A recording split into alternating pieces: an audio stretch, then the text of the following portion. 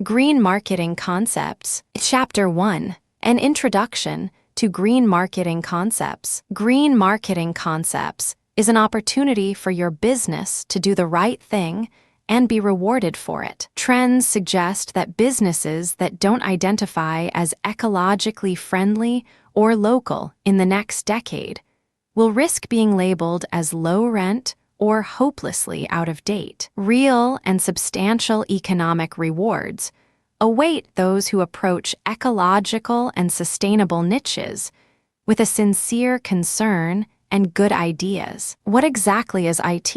You know what all these words mean by themselves. When put together, they spell out a powerful and very 21st century approach to selling products and services. Not only are you selling your wares, but also offering consumers a better deal or better way of doing things that is set apart from the conventional. Firstly, it helps to know just what people mean when they talk about greening up their product. Whether you're a small business owner or a fledgling in the marketing department of a large chain, it helps to have a solid background in what you're trying to accomplish. It is also helpful to see how history has treated such movements and how they responded. Lastly, some places serve as models that you can draw inspiration and ideas from. When looking at what these places have in common, we find a pattern of innovation that you can emulate. Definition, sometimes called green marketing or natural branding. Among other things, the whole concept is based upon the notion that being environmentally friendly might be part of the successful marketing strategy of a product, service, or anything. Most consumers are savvy enough now to realize they have a vote with everything they purchase. Though still a minority, there is a sizable and ever-growing segment of the population that bases much of their consumption decisions on their perceptions of how a product will affect the environment and themselves. Environmental niche marketing is also about creating that niche where it may not have existed before. There was no modern $4 coffee market until Starbucks created it. There were no organics until farmers who have always practiced sustainable agriculture decided to market their produce as such. No one cared what sort of light bulbs they had when energy was cheap and plentiful. It took the modification of technology made for RVs and spaceflight to even bring low-power consumption products, such as compact fluorescent light bulbs, to market. In the end, the idea is to let sound environmental practices be your guide to creating a new audience for your product or service, one that is willing to pay a premium to let you help them do the right thing. Lastly, it's all about actually backing up any claims you might make as to the environmentally benign nature of your business. In fact, not only do you have to live up to your claims, but you need to market yourself in such a way that people will assume you're being truthful. People who are already looking for green products will avoid yours if it smells like a hypocritical rat. This is your chance to practice what you preach. For once, those who play by the rules will be rewarded. It is perhaps useful to note here that the environment extends beyond plants, animals, air, and water. People are part of the environment as well, since we all live in this world, a very large system, but closed for all intents and purposes. People who are taken advantage of and suffer dire economic consequences become desperate. Desperate people will resort to any means just to stay alive. Poaching, deforestation, and pollution are very often the ultimate consequences of violating human dignity. Therefore, eco-marketing necessarily extends to human rights. Where did this all come from? A history of eco-marketing. It could be argued that the movement began with the advent of chemical agriculture in the early 20th century. At that time, all agriculture was organic, because there was no other way. Almost as soon as superphosphates and ammonium began to be used, there were some who wanted to do things the old way, without purchased inputs and machines. The term was coined in the 1940s, though it wasn't until the Back to the Land movement of the 1970s that there were the first inklings of a natural foods market. The first natural food stores that sprung up in the 1970s sold not only the then loosely defined organic produce, but also a small supply of old-fashioned products for the home and yard. For instance, they might sell cleanser, but only Bon Ami. Instead of a flea balm, you might find borax. There was no national distributing chain of natural or organic products, so they were all local by default. Such stores tended to be found in large cities or college towns, just as the last of the small-town general stores that once carried the old-fashioned products were closing down in favor of the supermarkets that sprung up all over the nation in the 1950s. The natural food stores and the first co-ops were opening up. For nearly 30 years, such stores operated with a small but loyal base of people with allergies, foodies. Where else could you find dulse or quinoa in 1976? Hippies, students, and other supposedly fringe elements. They saved packaging and money by allowing customers to fill their own containers. Shoppers were encouraged to save a bag by bringing their own. Many held weekly farmers' markets. While their numbers slowly grew, it was not until the mid-1990s that such stores really began popping up all over the country. By staying in business all those years until it became fashionable to be green, they proved there was a small but dedicated contingent would be willing to pay a little more and put up with a little inconvenience to shop somewhere they could be confident the products offered were in line with a shared set of ideals. In the early 1980s, 60 Minutes ran a feature on the dangers of a then-common agricultural chemical called alar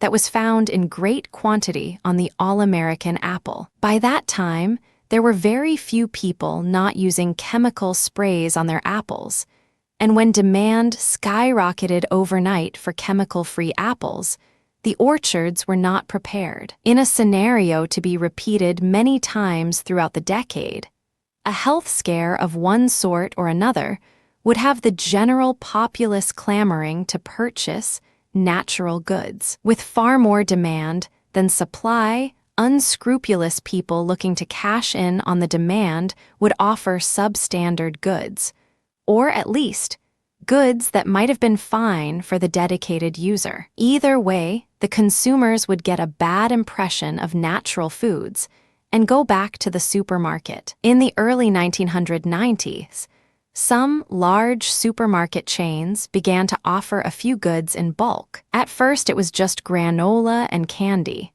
but the concept caught on quickly because consumers realized they could save money. Unlike some of the recession-era ideas that were tried in the early 80s, such as having people write the price on their canned goods and the once familiar yellow and black generic items, people actually liked bins. At the same time, organic produce, though still accounting for a tiny fraction of even a single % of the overall market, was garnering enough of a price premium that producers and the USDA took notice. Though it would take nearly 13 years to pass, the Committee to Explore a National Organic Standard was created in 1990. The EPA, under President Clinton, began to mark the most efficient examples of otherwise power-hungry devices, such as computer monitors and water heaters,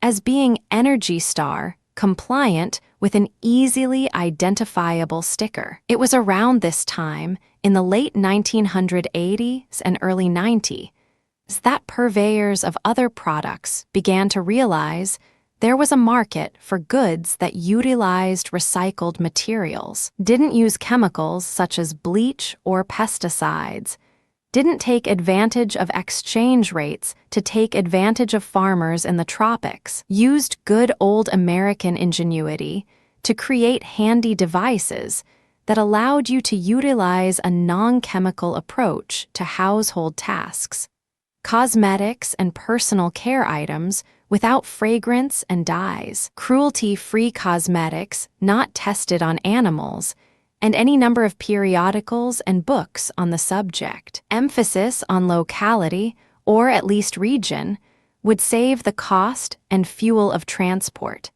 As supply chains in the supermarkets grew hundreds of miles each year with the consolidation of distribution networks, the eco-marketplace was born. Every year since, these markets have grown by leaps and bounds, making strong inroads with several demographics not previously associated with the ecological movement that brought you the first Earth Day. Ecology didn't even exist as a science before the mid-1960s, despite having a great deal in common with the natural science of the 18th century. Scientists have now identified several thousand distinct and man-made chemicals that we come in contact with every day, and current research is just beginning to discover the impact of these chemicals when they accumulate in the body and interact. The staying power of the movement in tandem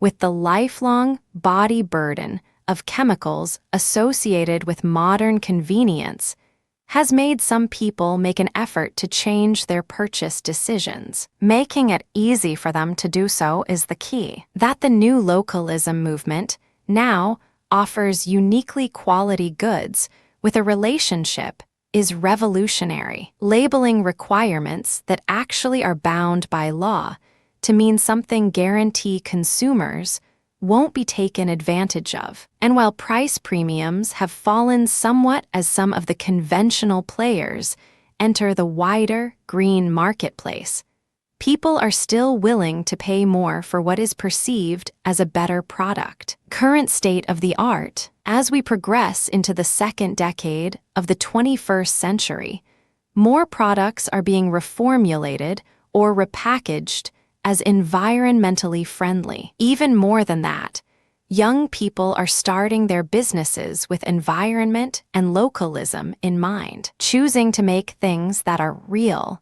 They use fresh ingredients from local farmers and create food and goods from scratch. They are able to differentiate themselves from others by serving unique dishes and creatively recycling objects into art. They use organic produce, not because of its impact on the watershed, but because they think it tastes better. They use recycled goods because they are available. Seasonal dishes are in Cisco is out. Larger companies now realize that to capture new market segment today and tomorrow, they need to deliver a product that is superior in some way to its conventional counterpart, instead of relying on the good intentions of others. Suppliers realize they need to make it an easy choice for consumers. They are paying attention to movements in other countries, and not just the European Union, to boycott companies with unfair or unsafe business practices. A sizable portion of the population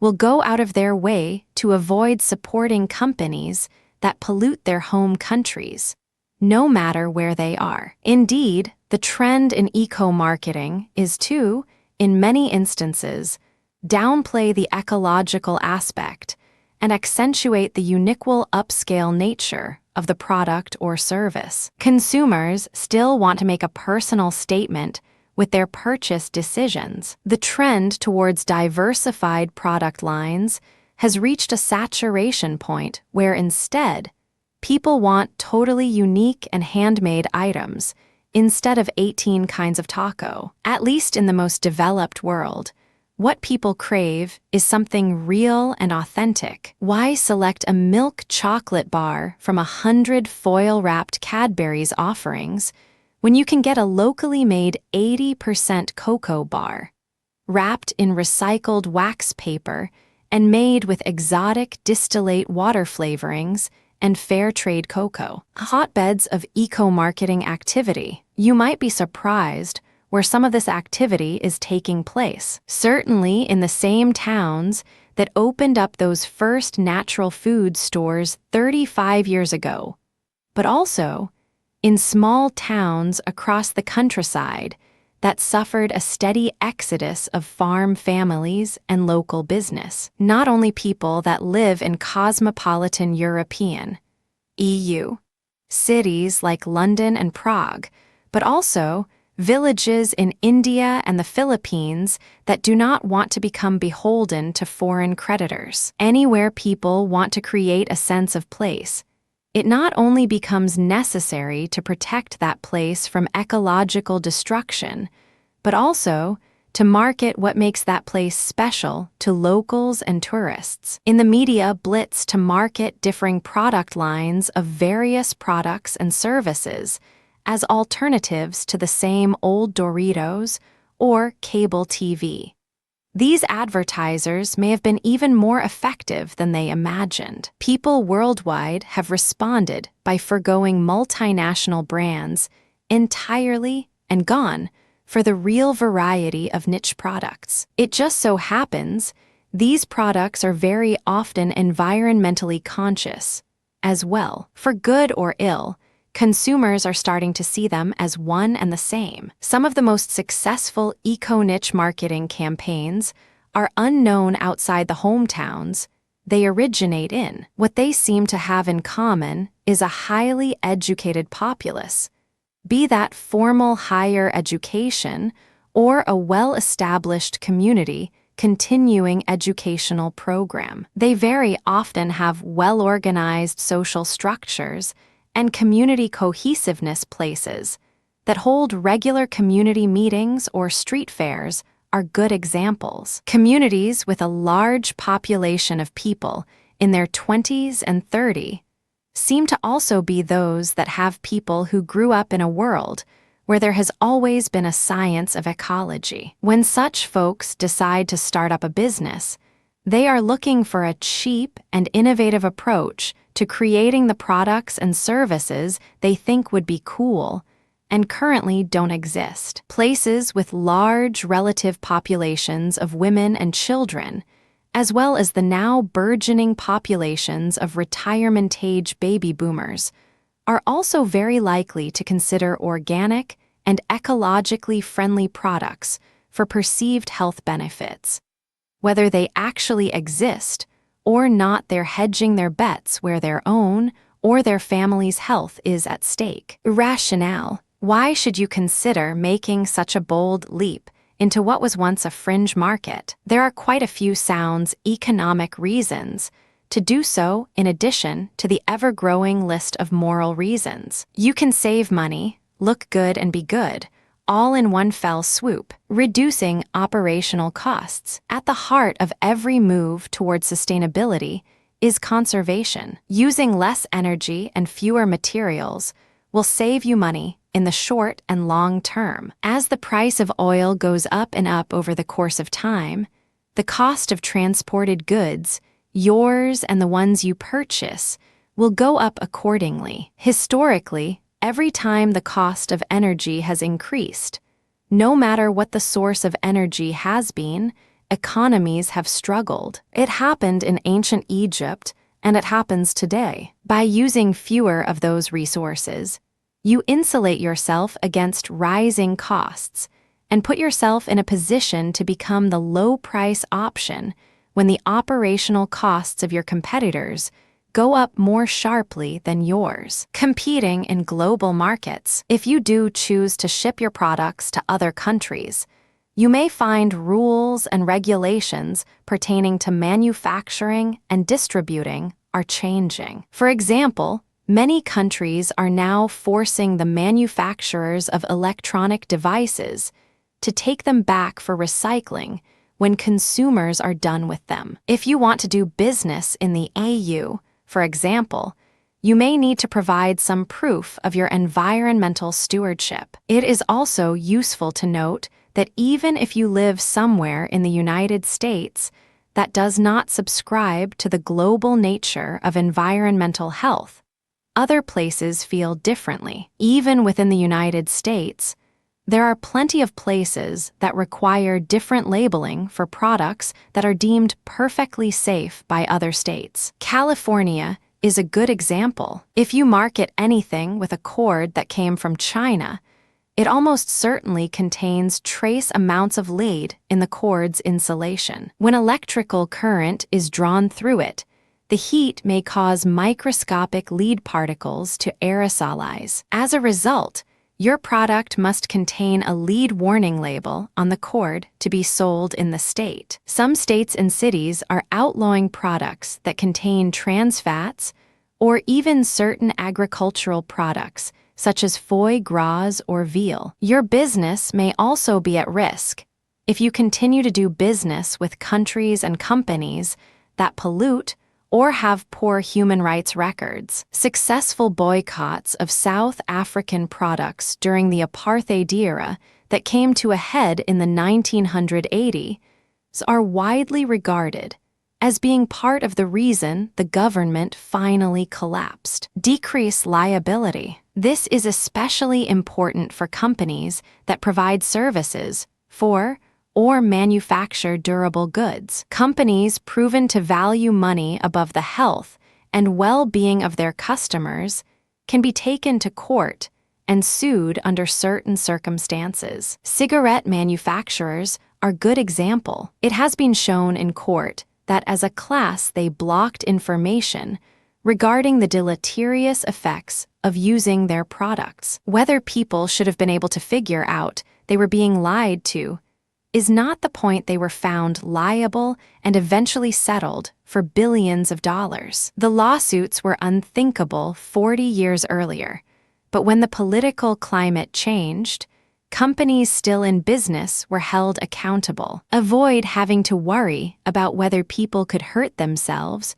or suffer some sort of health consequences from your product or service. Conduct your business on the up and up from the start, and that is one less potential headache you or your successor will have to deal with. Employee morale. People like working or companies they can believe in. Your salespeople will find it that much easier to sell products they themselves can truthfully endorse without having to choose between their moral principles and a paycheck. The newspaper drives the Boy Scouts held in the 1970s and 80s were a good example of people getting excited to recycle. Your company's new green mission can be something to rally around and get excited about. Considering that over half the people in most recent polls consider environmental issues to be important to them, it stands to reason that many of those people would feel good to be part of a business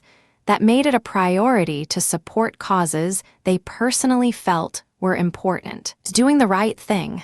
At the end of the day, you need to feel good about your business, too. Otherwise, why do it? If there were a way to make more money and be environmentally friendly without a huge amount of bother, most people would do it. By successfully marketing your product or service as environmentally friendly, or even making the changes in your operations public, you can achieve both. For most business owners, it is simply a matter of not having time to educate themselves on how to successfully leap into the green unknown. While there's more involved than changing the color of your label, it probably isn't nearly as hard as you might think to reinvent your corporate image and focus. Hopefully, this short book will help you in your goal to be a profitable and sustainable company. The vast potential of eco-niche marketing. Companies that have railed against organics and ecologically friendly products in the past have been adopting them with increasing frequency in the last few years. You can be sure this would not have happened if there wasn't money to be made. While other segments of the market have been lagging, green products have been at least doubling their sales every year and making inroads into those very same supermarkets and big box retailers. that wouldn't stock their products even 10 years ago. They say that once you've heard of a trend, it's over. But in this case, there's market share to capture and a vast potential for profit well into the future. Worldwide eco-marketing gains in recent years and future trends. The green consumer segment won't be going away anytime soon, unlike short-lived trends that have come and gone throughout the 20th century. This one has been a very long time coming and might be thought of as the backlash against a postmodern ideal that has gone on far longer than it should have. In short, this is more fundamental than mini skirts or pet rocks. More than a fashion, this is very clearly tied to a reason that becomes more compelling every day. While the greatest gains in the green marketplace have thus far been in more developed nations, any population that attains even lower middle-class affluence is likely to consider environment important enough to put their money where their mouth is. In less developed nations, with significant portions of the populace living in poverty conditions, the allure of wanton spending and fine things remains strong. That such nations are those predicted to be hardest hit by the impacts of climate change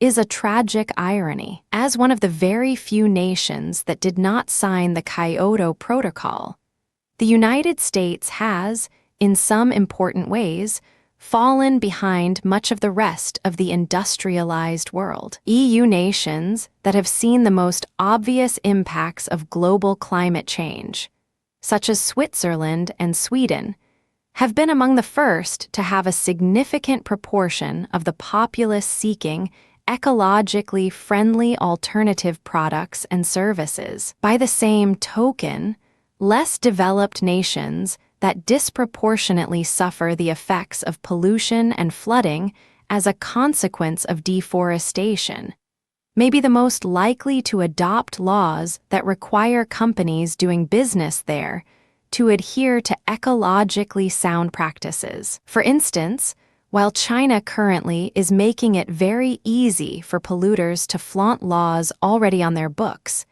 international pressure that cut into their bottom line would certainly change that in a heartbeat. If your business relies upon components from a known polluter, even companies that have no interest in protecting their environments or citizens are interested in preserving their profits. Unless there is someone that could make components for your product in a sustainable manner, you may find yourself in dire straits if a more reputable supplier cannot be found on short notice. On the other hand, those who have a demonstrated green record will be rewarded as forward thinkers in a future marketplace that rewards that sort of thing over stalwart traditionalism. When operating locally, current trends are towards a more subdued type of eco-marketing that emphasizes sustainability and localism over any one specific element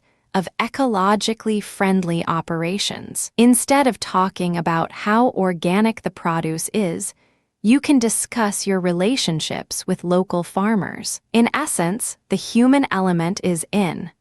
Your participation in the local scene is just as important as where you source your materials. What's important is, for instance, if you hope to open a vegetarian cafe, you'll want to let everyone know that you intend to use only fresh, organic, and seasonal produce from local farmers. Since your likely customers are already a savvy bunch who are likely to be up on such issues, you won't have to worry about explaining to them why this is a good idea. You may want to go out of your way to promote the farms, perhaps by putting up an art show of agriculturally inspired works by another local artist. It might be just as simple as gearing your menu toward regional cuisine. Serving seasonal items will certainly keep your costs down. However, if you're opening up a pizza parlor that specializes in staying open late, even if you're using the same produce as the vegetarian cafe above, you might be wise to make that a secondary issue in your marketing. You certainly don't want to be off-putting to the pepperoni lovers. Should someone ask, you can talk about your commitment to sustainability in all the facets of your organization, instead of just your food suppliers. And if someone does ask pointed questions about your food suppliers, you have nothing to hide. In each case, the expectations of your audience are balanced with what sort of ecologically friendly niche you're looking to fill. That seems to be the lesson here, that green marketing is growing up. And it's no longer enough to change your name and packaging. People like butterflies, but don't see what that really has to do with painting the living room. The future of green marketing concepts in a marketplace where people can pinpoint exactly what they need is to make things better and more personal than has been possible for a very long time. Mass-produced goods are out, the personal touch is in. Some people call these boutique goods. But as time goes on, it seems the most successful organizations will find a middle ground between Uptown and Walmart. In general, people want to feel good about the money they spend and will increasingly prefer to give that money to people they think are deserving and will make good purchase choices of their own with it. Determining your likely benefit. Your likely benefit from adopting and green marketing concepts campaign depends on a great many factors, not the least of which is how much you're willing to put into it. Equally important is what you're trying to sell. If your product is not something people are generally aware there is a problem with, you'll have to educate them about it before creating the need. If that's the case, you'll need to lean more heavily on the well-researched niche aspect. When you're your customers' attention, then you can tell them all about the ecological angle. Your benefit will be in repeat business, whereas those who are seeking ecological alternatives will be your first-time customers. It is also important to note that not all benefit is directly economic. Indirect economic impacts, some of which are not felt for many years, can be thought of as compounding over time, like a savings account. When calculating your economic benefits, you'll need to take intangibles like community goodwill, employee loyalty, and good health into account, too. For instance, let's say you're a dry cleaner. It is well known in the public that dry cleaning chemicals are very hazardous, not just for the environment around wherever the chemicals are discharged, but also for the people who use them. Your busy customers know they need their shirts cleaned and would gladly pay a few extra dollars to have it done in an ecologically sound manner. You've advertised your business in the local green pages, so they can find you on that basis alone. Now that you've got them in the store, you could offer premium services that are unique to your operation. For instance, you might offer a service by where you deliver the shirts to them in your ultra-efficient delivery vehicle, instead of each customer making a special trip in their SUVs. Perhaps as part of your service, you offer nice, reusable hangers instead of disposable wire ones that you pick up with the dirty shirts, just like old-fashioned milk bottles. Because it's an energy-intensive business, you can make the choice to use 100% renewable electricity. You could sign up for an insurance policy that gives you and your employees a break on the premium if they ride their bike or walk to work more than 3 days a week. By not using the toxic chemicals, you're also protecting your own health and that of your employees and neighbors' benefits that are indirectly economic when they don't spend the last years of their shortened lives drawing Medicare for horrible, debilitating lung ailments. Sponsor the Little League team and help encourage youth sports. Stock the snack machine in your waiting area and lunchroom with granola bars and fruit juice instead of candy and pop. Offer your assistance and become active in the neighborhood association. Now, you won't be trying to sell your services based upon all that information. You may mention that you use non-toxic substances that produce a cleaner and safer shirt. You will certainly want to make sure everyone knows about your premium service. The rest is all word of mouth. They will see your hybrid or biodiesel delivery truck. Your employees will tell their friends about what a great place they work at. Without placing a single ad, your business grows when people who live nearby say, "I hear good things about that place." Anything that promotes local cohesion, energy, or resource conservation and health saves money today and tomorrow. By offering a superior product or service that is convenient and has a good feeling attached to it, you're helping others help you to do the right thing. Once these customers that keep coming back for years become your friends and associates, you can tell them why you do these things, and maybe they'll be so impressed they implement the changes in their own business. And the cycle starts over again. That is the power of localism and distributed networking. You are not trying to convince everyone all at once. Just show people how easy it is, and they'll want to know more. So, what is the overall benefit of such a scenario? As you can see, it's somewhat subjective. It relies upon a commitment from you and your employees. But once the ball is rolling, things become easy. Many of the things you can do to make yourself known in your community require a commitment of time.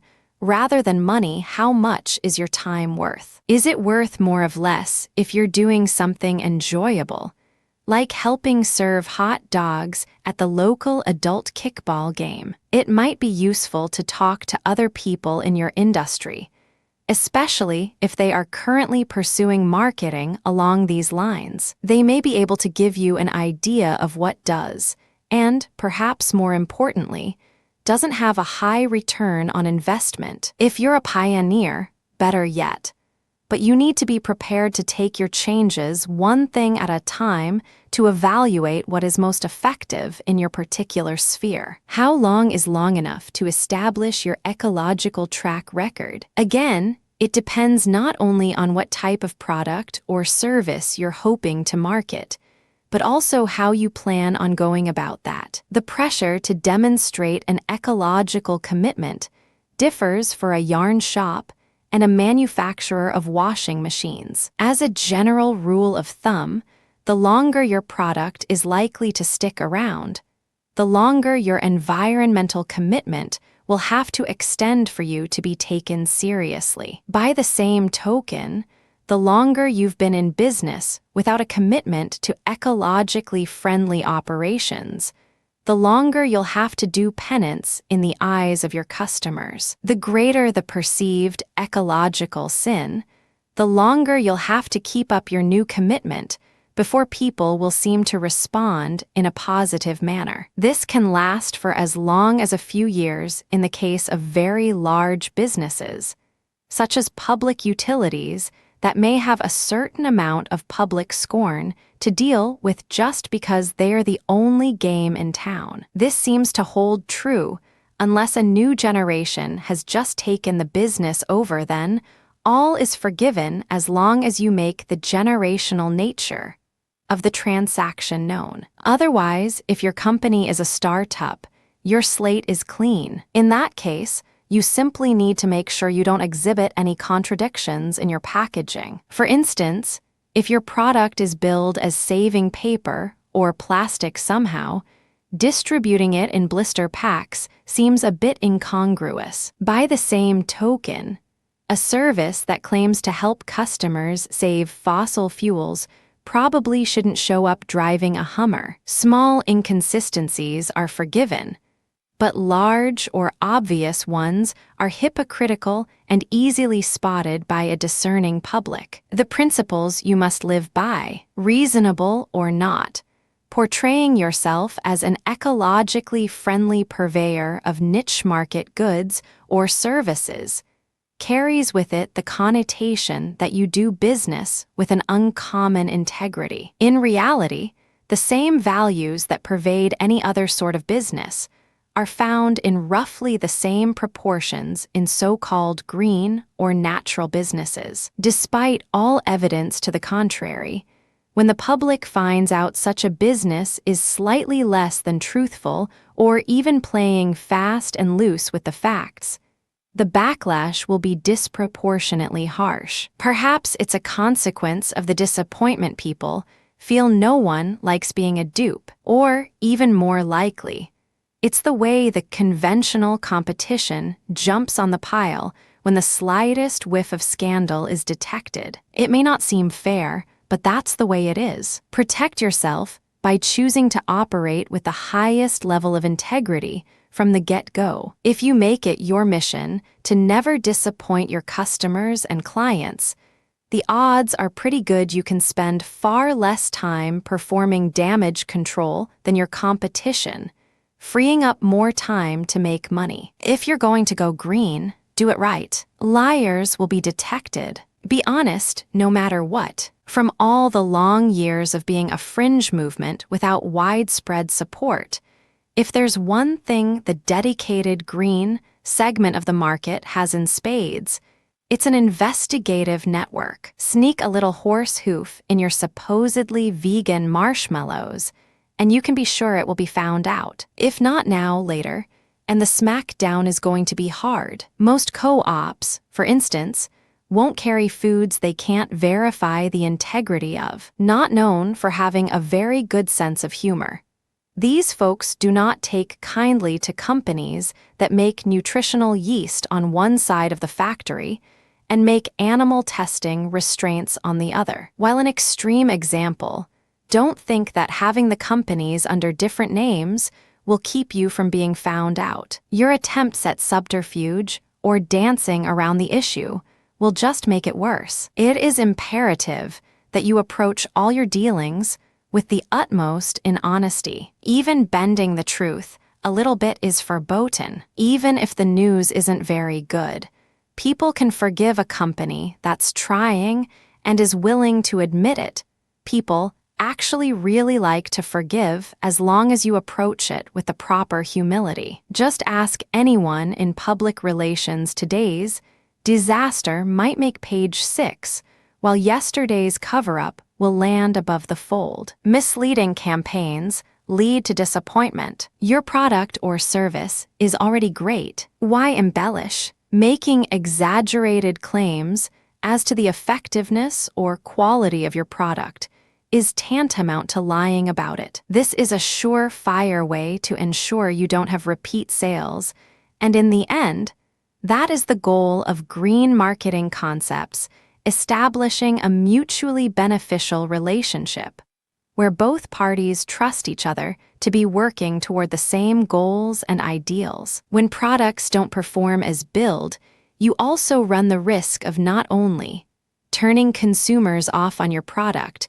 but also on other green products that do exactly what they say. Talk about compounding the bad. Don't be responsible for doing disproportionate harm. This may require you to do some extensive testing to see just what the limits of your product or service are. You might want to get friends and family involved in the testing process. Prior customers are a good source of information on how a product works. If you ask what they'd like to see in the new and improved version, be sure and reward good, honest answers from your product testers with some swag, no matter how small. Unless they have a vested interest in your success, they're doing you a big favor. What you choose to do with that information is your own affair. Consumer report data is golden. You should be on constant lookout to see if people think your product lives up to its billing. In fact, you should be aiming for people to be pleasantly surprised by your product's performance. Finding a good balance of expectations will ensure people have a good feeling when they see your product on the shelf again or are asked for a recommendation. Sincerity is a must. You simply must come off as if you mean what you say or claim. The only sure way to make sure you do this is to be forthright in your dealings with customers and the media, whatever form it may take. It isn't good enough to be able to back up your claims. but you must also really feel that you're doing the right thing. People who are doing what they love are easy to identify. They get really worked up about what they are doing in a way that most of us don't really feel about money, as nice as it may be. It takes ideas to really get people wound up like that. If the notion of going green doesn't really appeal to you, or you find your employees are dead set against it, you might not want to operate uphill. Instead of infectious optimism, you and your campaign run the risk of appearing tired and weary. If, on the other hand, you really are committed to making a change in your operations and marketing strategy, you can't help but seem like the real deal. Take a look at some of the more successful products and services in the ecological niche marketplace. They all seem to be concerned with the things you'd expect them to be concerned about. They seem genuine in their desire to help you do the right thing and make it as painless as possible. Do your own research. One of the first things you do before writing and committing to any plan is the research. In the case of marketing, you want to not only go into it knowing just what you plan to achieve, but also just who your customers are. Moreover, you want to know everything about your potential customers you possibly can. Relying upon stereotype and assumption just isn't good enough, since it's your livelihood that's at stake here. Being a hot topic in marketing these days, there are a lot of studies that have been done lately regarding who is buying products that currently are on the market, but that only gives you a profile of their customers. It cannot be stressed enough that the research others have done is only the roughest of guides to give you an idea of where to start. This is not the place to cut corners. If you're already in business, you can talk to your existing customers and find out what they are looking for in a premium offering. If your product or service is looking to entice a demographic that isn't commonly thought of as ecologically friendly, you'll be blazing new trails and will have to find out just what is likely to motivate. It's entirely likely that your customers will consider the ecological nature of your product a side benefit of the quality or convenience your repackaged or reformulated product or service delivers. If your business is new, you'll be coming at it from the opposite direction. You'll be hoping to find an existing demographic, maybe one that finds a related product or service particularly desirable. You'll be looking to see who is a good fit for what you have to offer, and then find out how best to reach them. Either way, you might want to spend some time talking with potential customers, perhaps giving away samples and asking them what they think about it. Asking questions, as you might on a product survey, is helpful. Find out what aspect of their lives you can help them with. Large companies employ people to conduct focus groups. If your business is small, you can perform your own small version of this. Be sure to talk to a wide group of people to accurately gauge their responses. And most importantly, don't overlook demographics that others might dismiss out of hand. After all, untapped potential has the greatest returns. You can focus on a small percentage of a large demographic if you already have wide distribution, or try to create a craze within a very small market segment. Either way, the more you find out about them, the better off you and your business will be. Attach your green label to superior products only. As has been noted already, it's not enough to simply be the ecologically sensitive version of a product. You need to deliver something extra for those extra pennies. Otherwise, your customers will feel like you're trying to take advantage of them. The difference must be somehow demonstrable. If you're offering a product that will help your customers save money by conserving, the difference has to be great, or they won't bother recommending you to their friends. If your food goods taste better because they are better for you, it has to be noticeable. If that means you need to put extra time into the presentation or preparation, so be it. Assume you've only got one chance to really knock their socks off. If your product is better because it's more creative or useful, you need to make sure you stay on top of things and deliver knock your socks off customer service. If you're going to market your locality, be sure you're available to interact and always put your best foot forward, offering the sort of experience only a neighbor can provide. What you have to offer must be compelling. If the only difference between you and the competition is how someone might feel about your product, or something esoteric like that, a window for someone else to nose in on your success will be open. Your niche should be the only one quite like it. And Chapter 2, Greening Up Your Business. Now that you've decided to go this route after some serious and heartfelt consideration, it's time for action. The first step to finding your ecological niche is making sure you practice what you preach. While you don't have to be 100% done with your changes before you start marketing your new product or service, you will definitely need to have your plan fully laid out. The process of defining the way you're going to do business will help you get your marketing strategy more clearly in focus. Defining the mission. All business operations, and probably all personal ones, should have a mission statement. It should be straight and to the point. If you're already in business, odds are you have one already. Dust it off and take a good look at it. Does it need to change? How can you most clearly define what you hope to accomplish? Why are you making the change? If you're coming up with a new mission, what can you do with this organization? Are you providing something new or better? How will you gauge whether you're staying on mission? Careful planning at this stage can help everyone stay focused on what's important and not get bogged down in the details. Take an honest inventory. What can you really hope to accomplish in the first year? Do you have any way of really delivering as you hope to? Now is the time to sit down and do some figures. Even if you don't have to approach a bank with a financial plan,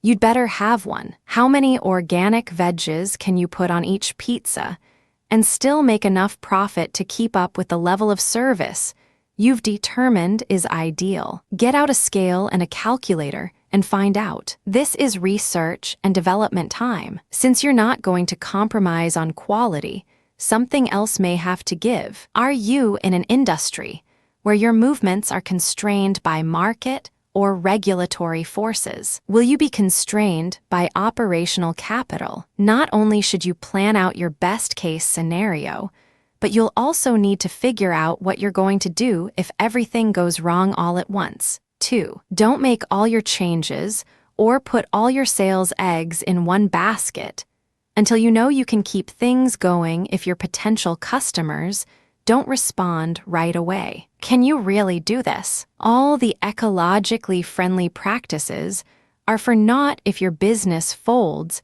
after 6 months of being overextended. Will the cost savings you receive from conservation efforts be enough to fund an expansion of your product or service line? How quickly can, or should, you implement changes without alienating your existing customers? Now that you've identified the forces that are acting against your goal, what can your business do to be more ecologically friendly? There's a lot of opportunity, as you'll soon see.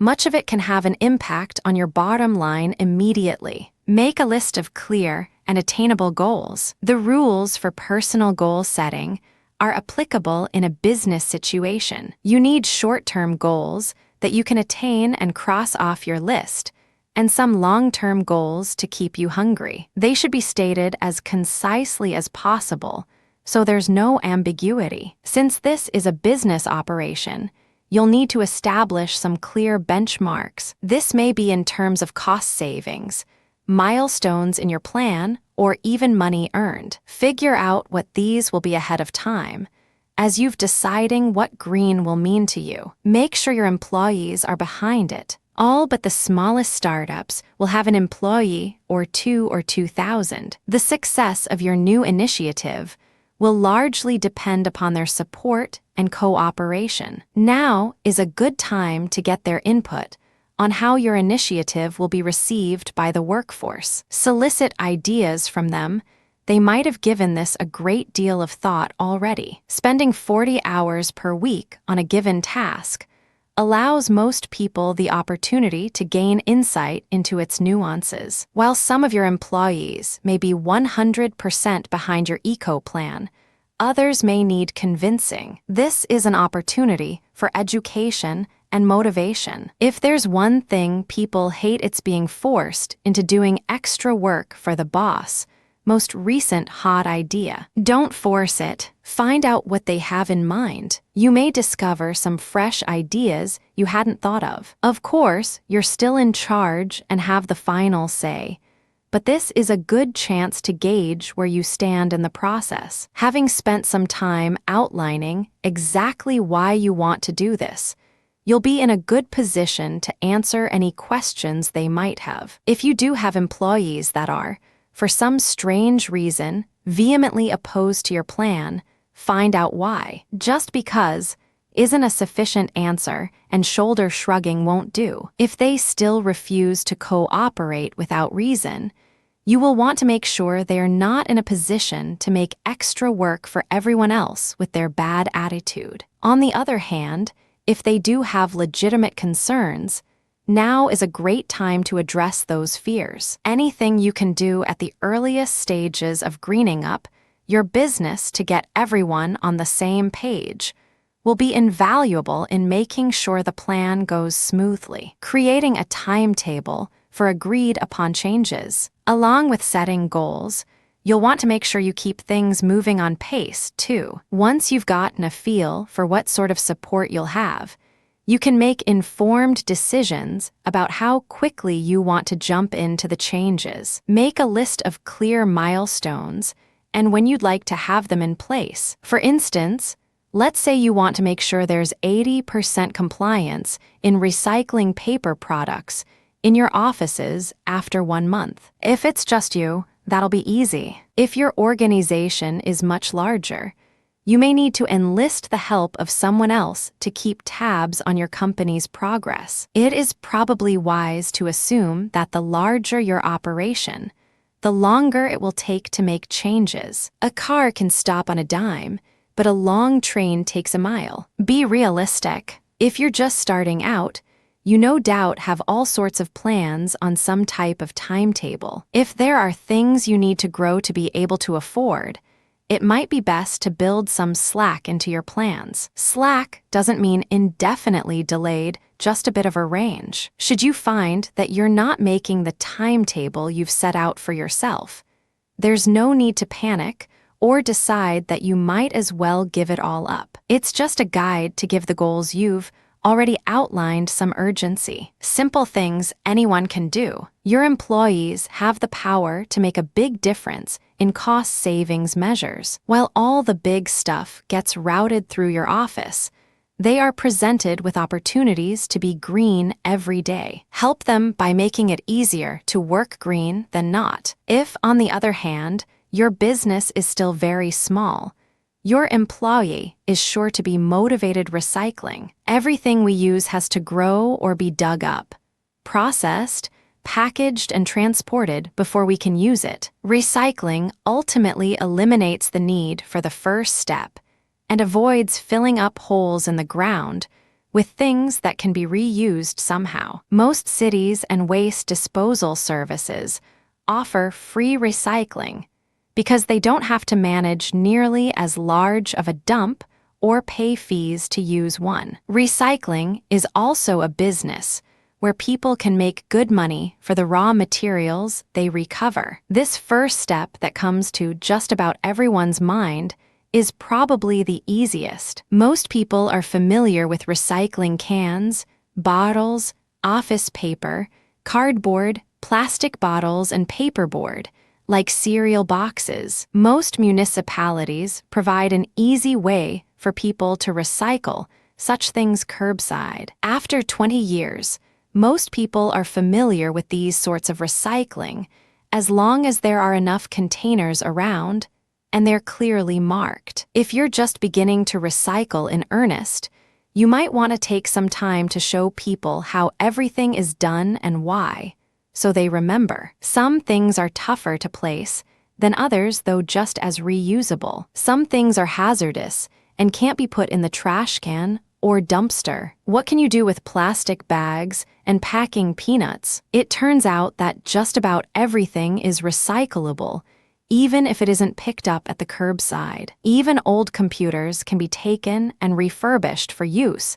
Some places specialize in that sort of thing. Some of these places will even pick the recycling up for you. It doesn't hurt to ask. One way or another, someone will have to be in charge of coordinating removal, whatever form that may take. Your city may run a central yard for such items, though there are also other private companies that take deliveries. Some items require treatment to be disposed of safely and may have a fee, though most items are free to bring in even to private companies. It is, in fact, less expensive to recycle the average truckload of stuff than to take it to the dump anymore. A brief list of things you might recycle in this manner includes old tins of half-used paint, batteries or whatever sort, harmful chemicals, old computers, just about anything that can be refurbished to its original function, just about anything that can be transformed into something else on a large, industrial scale, like turning used plastic bottles into textile fibers. You may not have even thought that some items might be able to be reused, though the term junk man has gone out of fashion for obvious reasons. Plenty of companies engage in upcycling or finding creative uses for turning discarded items into useful or decorative things people will happily pay a premium price for. Link to Trash to Treasure book here. A very small list might include clothes, books, furniture, old machines and electronic devices, tools, anything that has a large amount of any useful material, anything hopelessly unfashionable in some way. One approach might be to make one person in any given department the recycling liaison, the person everyone turns to when they want to know if something goes in the trash or elsewhere. You may find in a short amount of time that you're throwing out very little and will pay less for rubbish removal. Often people just throw things in the trash because they don't want to deal with figuring out where it should go. Try putting a bin out for things that people aren't sure what to do with. If someone walks by and knows where it goes,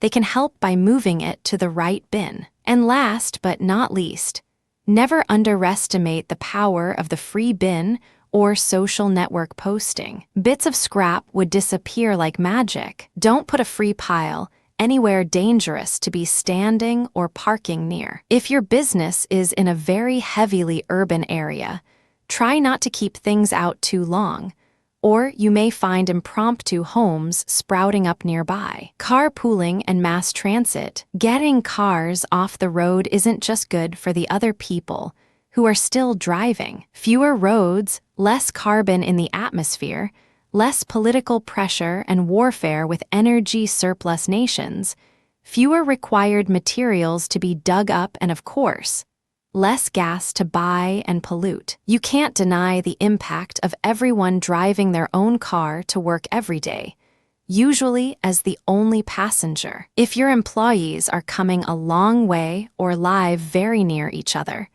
carpooling can be very effective, and they will likely be motivated to do so when the price of fuel goes up in a significant way. If you have a physical bulletin board somewhere, you could put up a map with labeled pushbins. If you run a computer network, you can do the same thing with the freely available Google Earth, just something to help people facilitate connections. Some companies offer employees a free pass for mass transit or a discount on one by buying in bulk. Check with your local transit authority to see if they offer any deals. Some of the benefits of reducing transit costs affect your employees in less tangible ways. You may find that people make friends more readily when they get to spend some time chatting on the way, and camaraderie is encouraged. Those who ride the bus might enjoy some downtime to listen to headphones,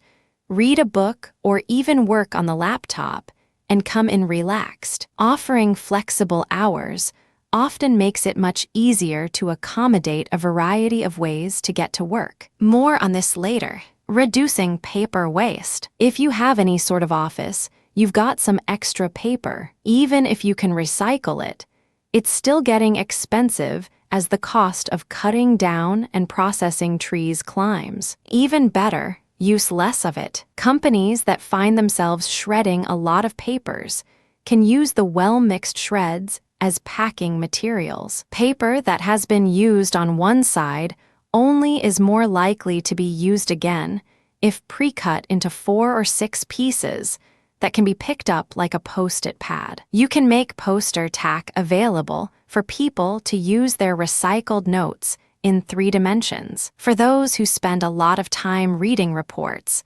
eliminate paper reports by making greater use of mobile computing equipment. Files can be created by your employees and emailed or dropped into a network folder for you. They can be read on inexpensive palm devices instead of pricey laptops. As long as you can easily make notes on a document you can take with you, it's a good replacement for paper. Freely available programs can eliminate blank last pages and save expensive ink and toner. Good quality monitors, especially LCD types that use less power anyhow, will cause less eye strain and make people more likely to read things on the computer. Keeping a well-maintained website that has customer and employee services on it eliminates a lot of employee materials that end up recycled anyhow and the bother of reprinting them when needed,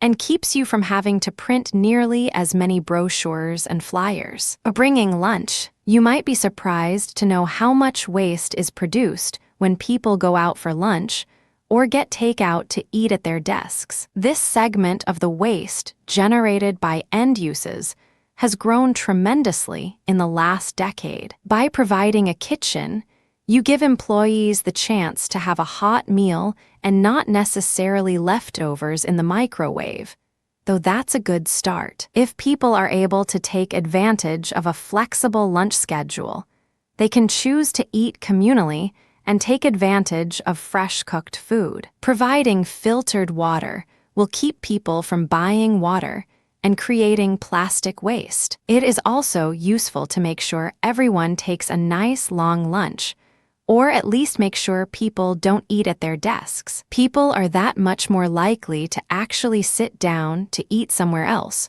or in the place you provide. Conserving other office products. You will never get people to stop taking pens and paper clips. You can, however, cut down on the number of tasks that require them. You might give your employees nice, new refillable pens, all different, for a Christmas present, and just see if they manage to lose them as quickly. Switching to a system that collects digital signatures allows you to eliminate a lot of paper records on your end. You may also want to consider using a scanner instead of a dedicated duplication machine. Many businesses use a small mountain of paper products every year in the form of utility and bathroom towels. Consider switching to a service that provides fresh bar towels and hand towel rolls. For many small operations, that service will be your own washing machine. Such towels are usually far less expensive in the auto section of your local retailer, as long as you make sure to only buy the white cotton variety. Don't get the red ones unless you work on cars for a living. One note about switching to paperless records: be sure you keep good and regular backups, preferably records that are stored off-site on a regular basis. If there is digital information you can't get by without, treat it as such. Saving energy at the desk. Probably the easiest way to save energy is to turn your monitor off when you're not using it. There are settings on many monitors that will turn them off after a certain period of inactivity. Screensavers are not the same thing. You may also want to check to see that your hard drives are turned off after a period of inactivity. Just keeping them spinning consumes quite a few watts per hour. Unless you're going to be doing virus scans or backups at night, you can also set your computer to turn off in the evening. Small businesses might want to consider investing in laptops instead of full-sized computers. They're portable, Wi-Fi enabled, usually these days, and always use less power than their desktop counterparts. USB 2.0 connected peripherals make it easy to hook and unhook your computer for mobile work. Natural lighting can be used instead of lamps wherever possible. Encourage your employees to move their desks around to take advantage of it as they'd like. Make sure people turn out the lights when they're not using them. Replace incandescent light bulbs with compact fluorescent, or, when they come down in price, LED bulbs. Some things you can do as a business owner. There are plenty of things you can do as a business owner or as someone who has executive authority to alter spending decisions and the overall direction of an operation. While your employees might suggest such ideas in meetings, they need you to take action and provide vision. Boldly demonstrating your own commitment will show your employees and customers that you're serious about making a change for the better and are at the helm of a forward-thinking company. Those who work for you will feel like they are contributing to a greater whole. Commissioning an energy audit. In an effort to keep you using power, most power companies and quite a few consultation firms will perform an energy audit of your business for little or no money. These experts will be able to identify the sort of changes you can make to reduce your consumption very quickly. It is, after all, what they do. While some of the suggestions they make involve the purchase of expensive equipment, many of the ideas are just slight usage modifications. Aside from the general goal of identifying anywhere energy is being wasted, such as those mentioned in the previous section, other most common areas to analyze include heating and cooling costs, transport costs, manufacturing efficiency from a thermodynamic standpoint, human efficiency as it pertains to energy usage. Even if you are already aware of the specific suggestions they make and have them in your plan, you'll have a chance to get a good baseline.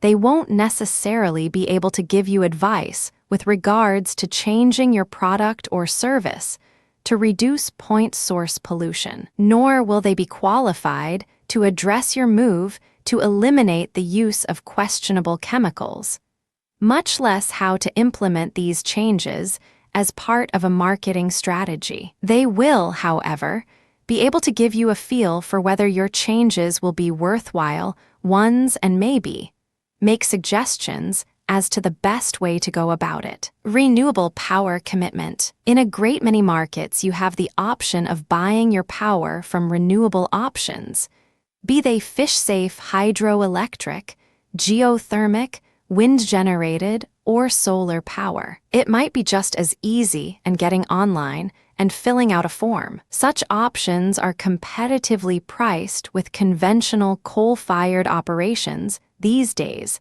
and may very well be less expensive in the future. Get in on the ground floor while there are still cost savings to be had. You don't have to be operating a grain mill to take advantage of water power, and you don't have to live in the desert to get a good return on solar with new technologies that are coming of age. Businesses that operate in rural areas might be the first to consider generating some of their own electricity, but anyone can take advantage of passive solar heating and cooling. Planting deciduous trees on the south and west side of your building will have a huge effect on summer cooling when they are leafed out and allow the sun in during the winter when you need it. Planning a building that takes advantage of thermal mass and window placement in the design phase can have an enormous effect on the energy bill for the entire life of the structure. Solar hot water heaters have been around for many years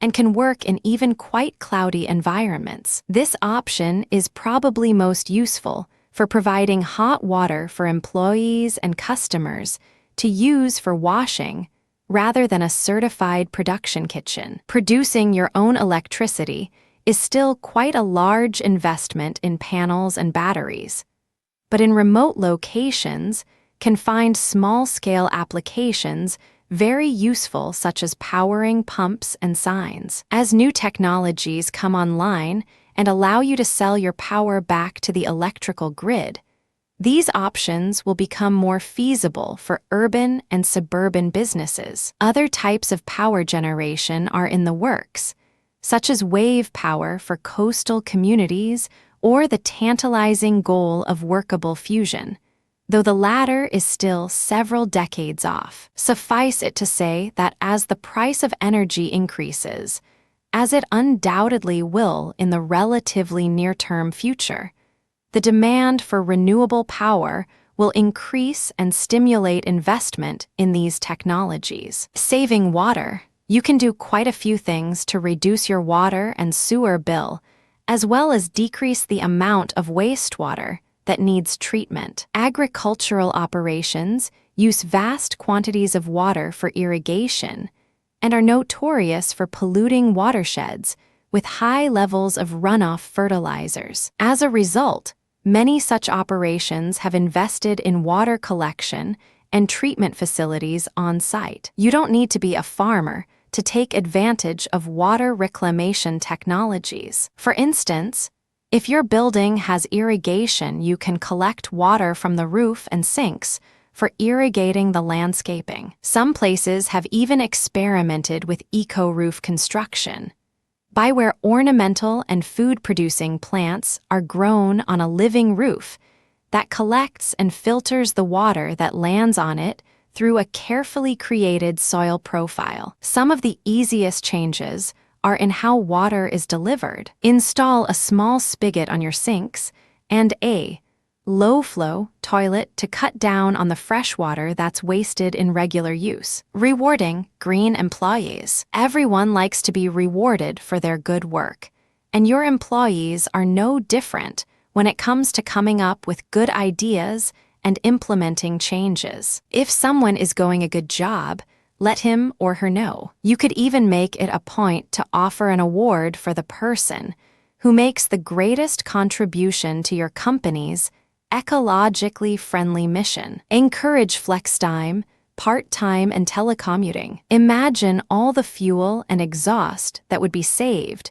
if people didn't have to sit around in rush hour traffic. Rates of carpooling and ride-sharing would undoubtedly go up if people had the freedom to carpool with their friends or partners who do have rigid schedules. What if you had the freedom to wait until the rain let up a bit before having to bike across town? By allowing your employees a bit of flexibility in their work hours, you make it easier for them to conserve time and resources. Many people consider it a major benefit when their employers allow them to work on their own time. Such arrangements represent a very quickly growing segment of the workforce, though it still isn't an option for the many people who work customer service or retail. Those who work in offices or creative endeavors will be anxious to work around their lives instead of the other way around. You benefit from having a happy workforce that comes to work rested and ready to go. Those with children will especially appreciate the time they are allowed to spend with their families. People are much more likely to stay at a job that gives them unique flexibility, reducing the time and money spent on new hires. While many employers have moved to part-time employment to keep production up without having to pay full-time benefits, you don't have to follow this trend. It is becoming common in some professional fields to receive benefits for working 30 hours per week, allowing many parents with school-age children to be more fully engaged in the workforce and still have the time they need. Many also enjoy having the option of working 4 10-hour days and eliminating 20% of their travel time and budget at once. As a very busy business owner, you will no doubt be anxious to be able to do some of your work at home. It might take a little time for your employees to get used to it, but with a high-speed internet connection and a telephone, just about anyone with a little self-motivation can work from home. The ability to instantly communicate makes this an especially attractive option for rural operations and those involved in marketing or sales. You could start small and give your employees the option to try it 1 day a week and see how it goes. You might even want to farm some small tasks out to freelancers, often paid by the piece rather than hourly. Freelancers have the advantage of being seasoned professionals that are used to coming into a situation, working their magic, and then moving on to the next project. Many of them are so used to telecommuting that they don't even own cars. Reduce business air travel. Not only is flying expensive, but it releases tremendous amounts of CO2 directly into the atmosphere. People often don't realize that one cross-country trip uses as much fuel as several months of regular driving. One advantage of staying local or regional is that you don't have to attend conferences and conventions all over the country. While it's nice travel, how much of it is necessary? For that matter, how much air freight do you really need? By sticking with domestic, ground shipping options, whenever possible you can keep your packages from adding to the problem. Also, choose local suppliers whenever possible and try to minimize the amount of materials your products use that originate in far-flung locales. Biodiesel, electric, flex fuel, and hybrid vehicles. If your business engages in any sort of delivery, this vehicle becomes part of your public face. Make the impression a good one by using the most efficient type of vehicle for the work you do. As a small startup, it may be some time before you're able to afford a company vehicle. But as soon as you can, you will definitely want to consider the next 10 years or so of getting around as well as your company image. There are many options coming up that are coming down in price every day as demand for fuel-efficient vehicles skyrockets. While biodiesel still emits carbon, it does so without the heavy metals, toxic chemicals, and can be made anywhere. This also has the advantage of being used with vehicles that are capable of hauling large loads if you need that sort of capacity. Electric vehicles are ideal for applications where you are delivering lightweight items or just need to transport yourself from place to place. Lightweight electric vehicles can be powered by anything that generates electricity, including your renewable options. The U.S. Post Office has gone one step further and uses Segway scooters in many cities. There are ways to get around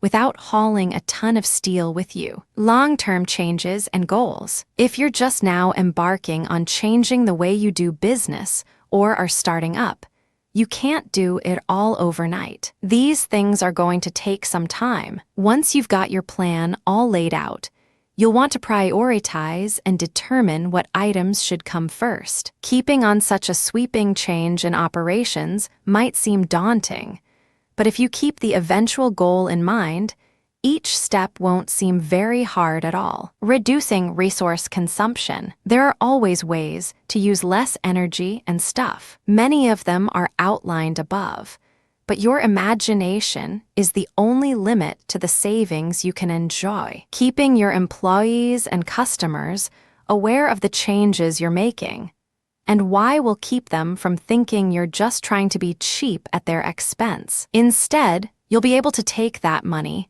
and invest it back into breaking into new and elite markets for your product or service and making your company a better place to work. A large part of this will be reducing transport and packaging wherever possible. Because of this, a focus on innovative packaging and local or regional sales make a huge contribution to this overall goal. Migrating to non-toxic substances. Some industries necessarily rely on more toxic substances than others. However, even such companies can find ways to change their product and process a bit and take on a new market niche. For instance, printmakers often use all sorts of toxic substances. However, switching to a different type of press and soy-based inks might allow you to go from printing glossy postcards to stylish, embossed greeting cards that feature the work of local freelance artists. You'll be able to charge more for your product,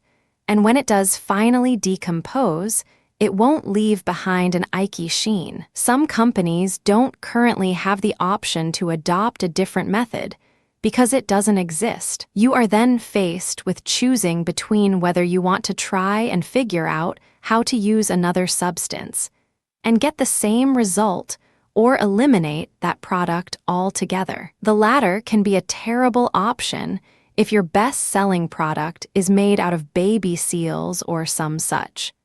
But since you're phasing in these changes, you have time to find another product or service to take its place, even if that means to transitioning to a smaller business that is more profitable per capita. Eliminate or reduce harmful emissions. Along with eliminating the use of harmful substances on the way into your facility, you want to do everything in your power to make sure you approve of everything coming out. Not only will this make you a good neighbor, but also the sort of organization that you can be proud of. For instance, it might be impossible to eliminate the stench of your paper mill, but by using a significant proportion of post-consumer recycled materials, you can reduce the amount of chemical digesting you need to use for each ream of paper you produce. Maybe you can switch to a type of chemical that can be used repeatedly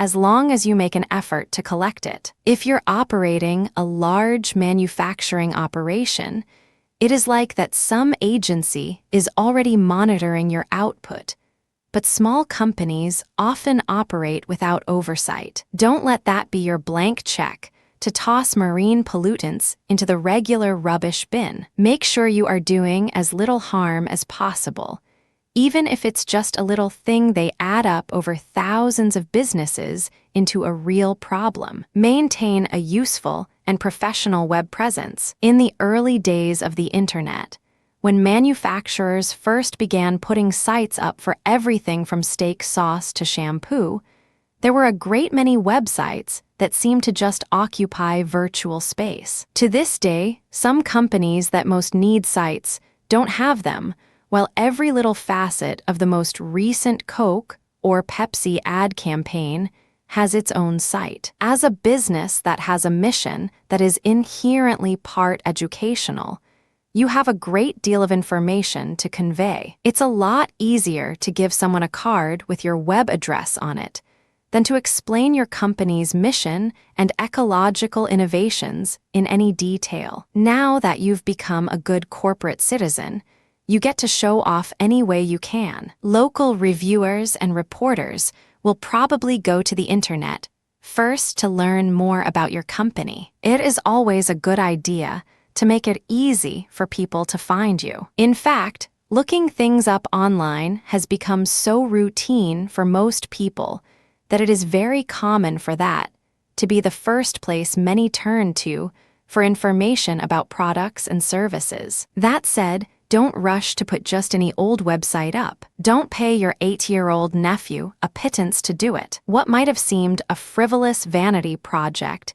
even just a few years ago has become very serious. You need a site that looks professional and gives the requisite information quickly and easily. You might even want to build it yourself if you are good at that sort of thing, but only if you have the right tools to do the job. Do not, under any circumstances, use a MySpace page or some other free site. It doesn't cost hardly anything to buy a domain and use a host server. You won't look real otherwise. You also don't need to spend a small fortune on a top-notch site until you've made it. If you are a bona fide success, you can expect to get someone to build a good site for you for a few $1,000s with emphasis on the word good. Fundamental business shifts. You've done it, saved some money, made your employees happy, and set yourself on the path to remaking yourself in an environmental niche. Now is the time to take all that preparation and make the fundamental shifts that will set the stage for your marketing, refocusing your product line or services into the environmental sector. You perhaps wouldn't have started on this path if you didn't already have an idea about how you wanted to go about refocusing your business. It might be as simple as changing your marketing campaigns. We'll talk about that in Chapter 3, or as complicated as coming up with entirely new products or services. If your changes are in the marketing arena, educating your sales force might be the most fundamental shift you'll need to make. On the other hand, most businesses will benefit from a change in how the products and services are approached. For example, let's say you've been a conventional veterinarian for many years. Now that you've decided to become an eco-friendly company that gives your customer sustainable options, you'll want to explore many different avenues. Some things you might change include offering sustainably produced, specialty pet food and products, natural nutritional counseling, cage-free animal boarding, physical rehabilitation services, and pet massage instead of drugs, homeopathic remedies, pet wellness counseling, changing vaccine suppliers, offering non-chemical alternatives to parasite control. From this short list, you can see your options are wide open. The level of commitment is up to you, and the size of the potential market you choose in relation to the size of your business. Your new customers will probably want to see a full line of alternatives, so you may want to have a majority of your changes in place before you begin the marketing campaign. It is useful for many businesses making such a transition to seriously consider keeping part of their old product line. Vegetarian-only restaurants may have a hard time getting meat eaters to visit, even with their vegetarian friends. On the other hand, if you're selling something that does very specifically cater to the hardcore greenies, such as a dibble to make seedling pots out of paper, they might be offended or at least pester you about it. You'll have to decide how focused your audience will be with the changes you've chosen, and to what extent you're willing to cater to them at the expense of a wider clientele. As you transition to the new goods and services, you want to make sure the process is as smooth as possible for yourself and your staff. Keeping everyone informed of your plans and the changes that are ahead will help a lot. Telling them why and having the idea straight in your own head will help a great deal more. Be sure you have the capital on hand if there are likely to be any added expenses in making the shift. Going out on a limb and expecting the business credit card to handle it can end in heartbreak. You'd better find out for sure by running some numbers before you jump in. It is always best to find a way to make the changes by reinvesting profits into the business, or make them in such a way so that you don't have to spend any extra money at all. If you do need to secure some sort of loan to make this happen,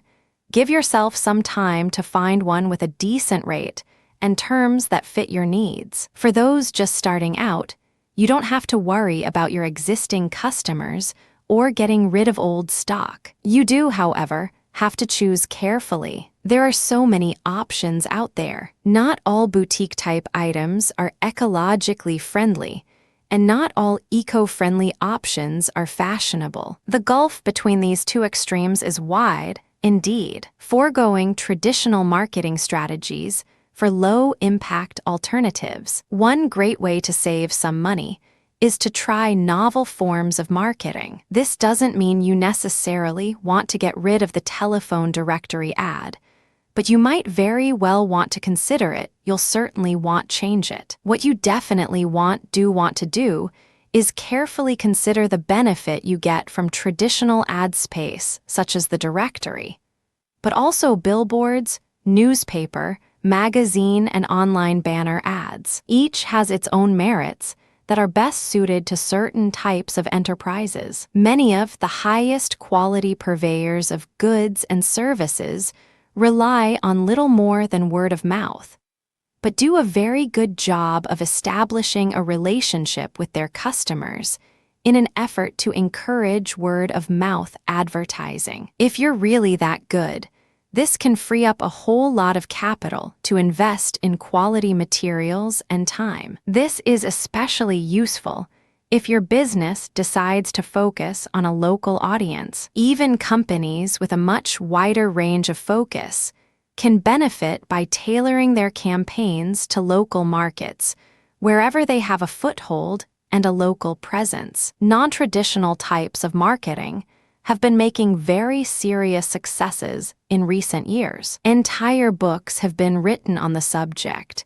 but suffice it to say that there are options available to you other than the obvious that cost you little, if anything, to try. By virtue of being new, startups can take advantage of local press to review and hopefully recommend their offerings. It never hurts to find out if there is any media interest in your business as a destination or point of interest of some sort. Writing press releases and many businesses are now using Google AdWords to use the pay-per-click method of advertising. While this has made a real industry of writing keyword content that generates such traffic, you might want to consider how much you're willing to bank on a website that garners traffic. If your business is local, this won't be of much interest to you, since you're not selling things through the mail. However, if you are, this can be invaluable since so many people get their information online. If not, making yourself known to people who are providing web-based recommendations and reviews is very useful to a local business or service. In the online realm, almost anything that gets people to your site is useful. A small investment in content can help you come up in web searches.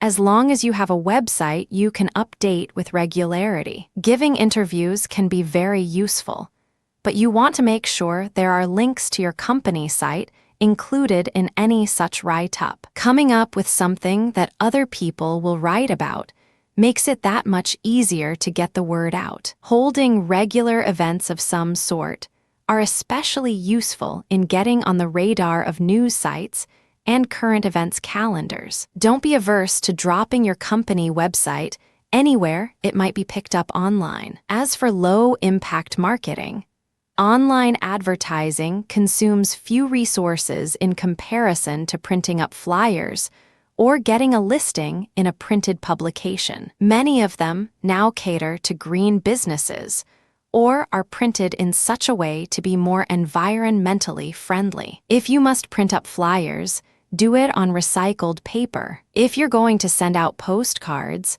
have them printed with an eco-friendly printer. Consider ways of distributing your materials that don't involve long-distance transport and minimize waste. Global or national emphasis vs. local and regional marketing. There are a great many reasons for a business to focus on local markets, many of which have to do with the consumption inherent in cross-country transport. Relying upon nationwide or worldwide cheap transport also means that you'll have to make some concessions that keep your product from being unique. Simply not being able to rely upon the mellow feeling an increasing number of people are having towards the home team can be huge in terms of trying to break out into a new market. If you already have such shipping channels of your own established, you might as well utilize them.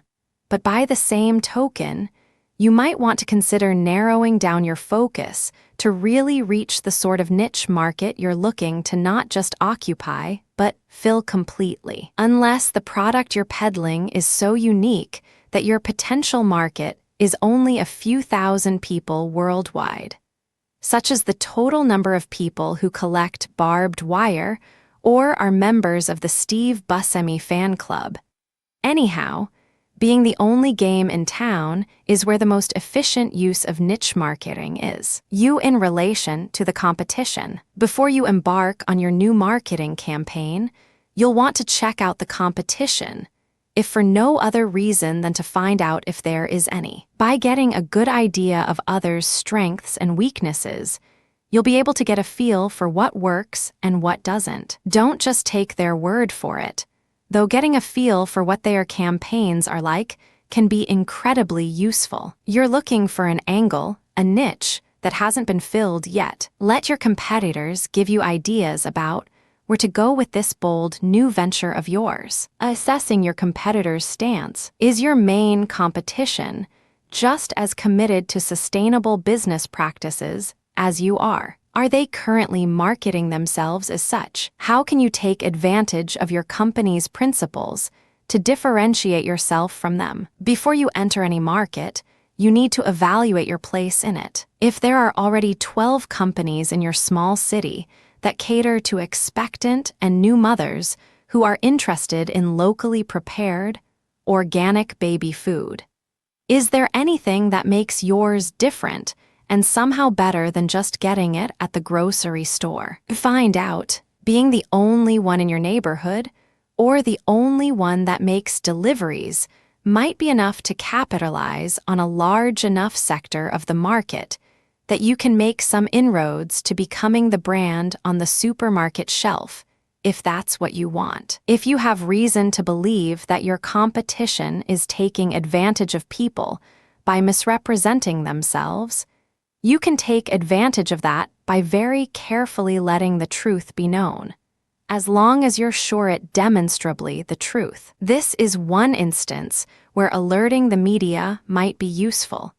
but only if you're in a position to take care of all the business that might come your way. Local consumer reporters are very often looking for juicy story ideas. Of course, this only works if your closet can stand the light of day. When you did your own market research, you found out what percentage of sales in your sector were made from local companies. As such, you know how widely your competition is scattered. Your analysis of the competition must include all of it. Missing an up and coming trend among your market demographic can be the difference between success and failure if you are in a competitive market. If you find you're the only game in town, you have the luxury of defining and completely filling the niche you seek, and making the best use of your available resources. Some companies will have the advantage of being the only green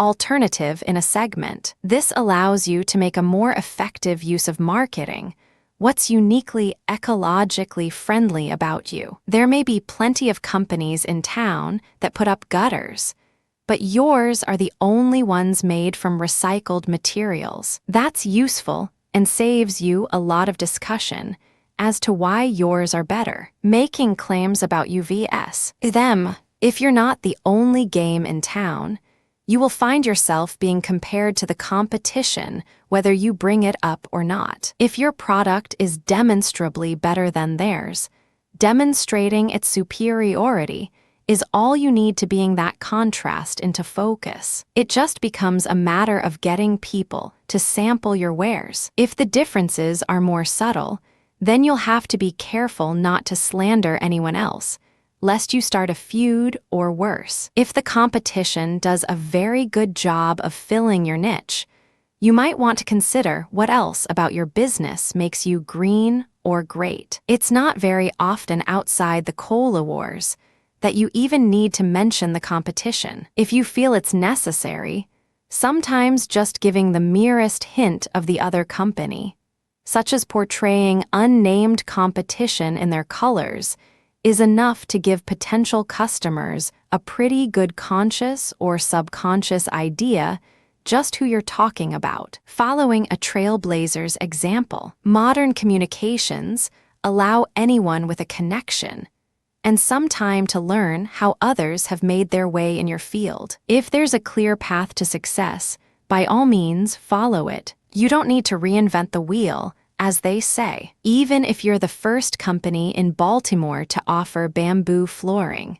Find out what worked in San Francisco before starting out from scratch. If the leading competition is way ahead in the marketplace and has a hold on the market you're in, be sure there is a reason for someone to buy locally. Otherwise, there will have to be something quite a bit better or different about your product, since the big guys can take advantage of mass production in ways that you'll never be able to compete on price alone. Leading the way. Congratulations, you are one of the very few people to do something entirely new. This doesn't happen very often, but has the advantage of unlimited opportunity as long as it's a good idea. Some ideas are not good, and you'll want to carefully assess them before jumping in, especially if you don't find any examples of anyone else doing this. Just because you think bagpipe door chimes are the best idea ever registered doesn't mean anyone else is likely to agree with you. If you've been told that you have odd tastes, double-check your ideas with as many willing test subjects you can find, but do so in such a manner that you'll get honest answers. Chapter 3. Marketing your brand of greens. You've done it, you've made the switch to a more ecologically sound way of doing things. Now it's time to let the world know you're here to help. Identifying your audience. First, you're going to have to know who to talk to in order to get your message across clearly and efficiently. Knowing who your customers are allows you to make an educated guess as to what is likely to motivate them. You should use this information to tailor every aspect of your marketing to the people you want to impress. While some of your potential new customers are part of large demographic groups, others are not, and may even be the niche you're looking for. Having identified who your potential audience is, Braden and Roth 246, you'll want to find a few things out about them. The first step is to consider their demographics. What might you find out about them on a census report? More subjective and speculative are the psychological characteristics that the demographic tends to display. These observations don't apply to any one individual, but to a theoretical average customer, so consider it a general guide. The dedicated greens. Some people call them hippies or the crunchy folk. They may be new or old, but they definitely know to tear the washed-out yogurt container before putting mung beans in it. They willingly eat things like vegan barley loaf as comfort food. They seal business deals with hugs, while some people who claim to be arbiters of fashion hold them in contempt. We wouldn't have much of a green movement today if it weren't for these stalwartly eco-conscious consumers. In short, your traditional green consumer has been doing this a long while, and ecology is in the forefront of their minds much of the time. It is very likely they make their purchasing decisions with thermodynamics in mind, whether they know it as such. They are also perhaps more apt to be self-educated than most. They also tend to be a rather handy lot, so things that are packaged and processed may not do as well in this segment. However, products that allow people do for themselves are well suited to this demographic. That's not to say they don't like gifts or won't hire a fine craftsperson to do work they can't, but if you're open to barter, they probably are too. They do not all follow fish, make soap, go barefoot, worship the sun, drive microbuses, consult their astrological charts, or even eat tofu. You may not even be able to spot or smell them in a crowd. However, should you figure out a way to make healthy, vegan marshmallows, they'll beat a path to your door. The gender gap. While you certainly can't count on women to be kinder and gentler, it would seem they see themselves that way. Women are thought to be at least twice as likely to be interested in making green purchases as their male counterparts. It is thought that this is a result of having children and households to take care of. It may simply be that they like to think of themselves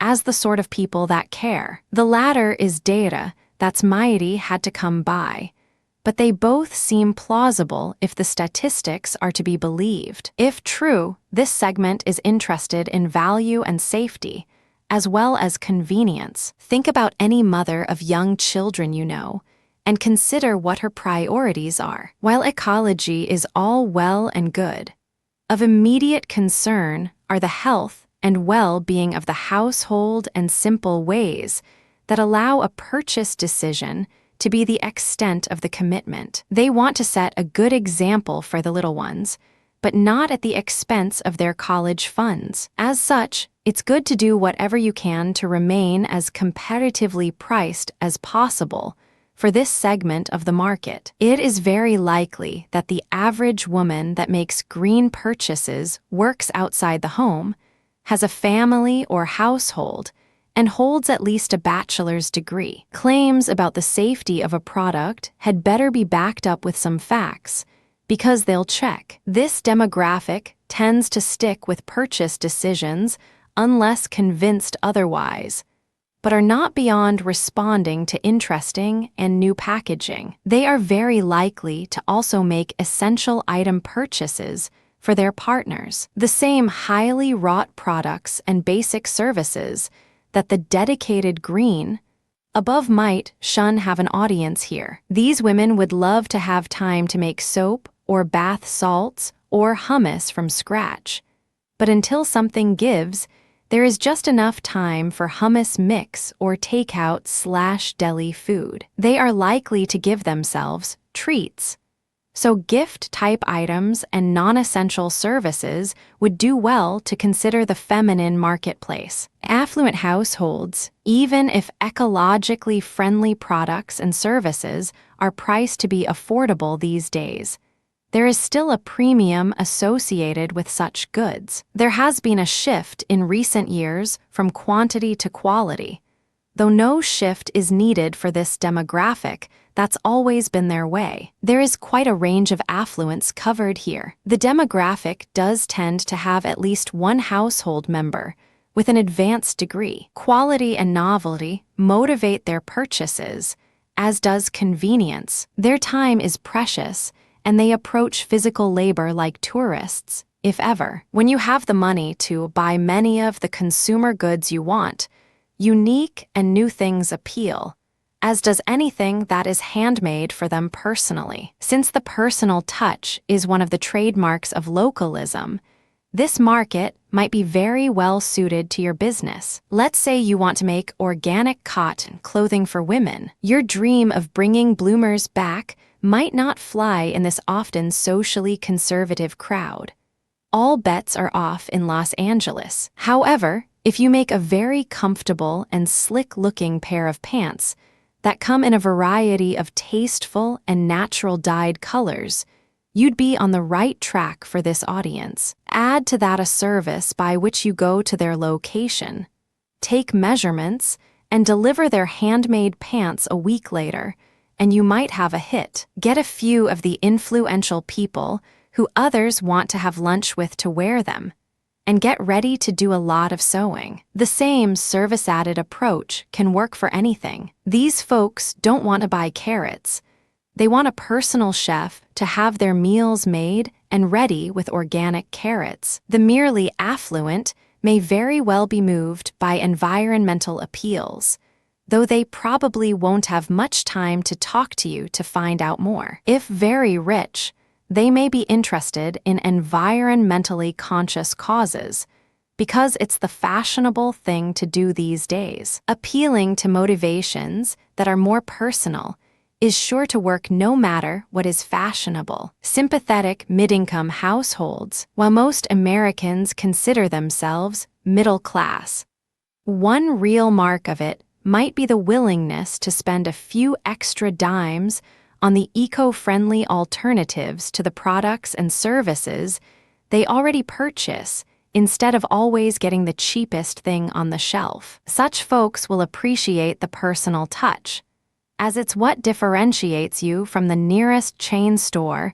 with cheaply made imported goods. You have quality with a conscience to offer. However, they're not wealthy and will be on the lookout for value. If there isn't any way to keep you prices down to what is normally charged for such things, be sure and let your customers know why the raw materials cost so much. If your product or service is that good and your reasons make sense, they just might buy as a treat anyhow. Things that help people save money on utilities are also very popular. Such households tend to have at least one member with a bachelor's degree. Appeals to health and safety are also very effective for this segment. Often with a child or two in the house, these folks have been feeling taken for granted in the traditional marketplace. Moreover, they would like to differentiate themselves from the lower middle class that typically hangs on to middle class status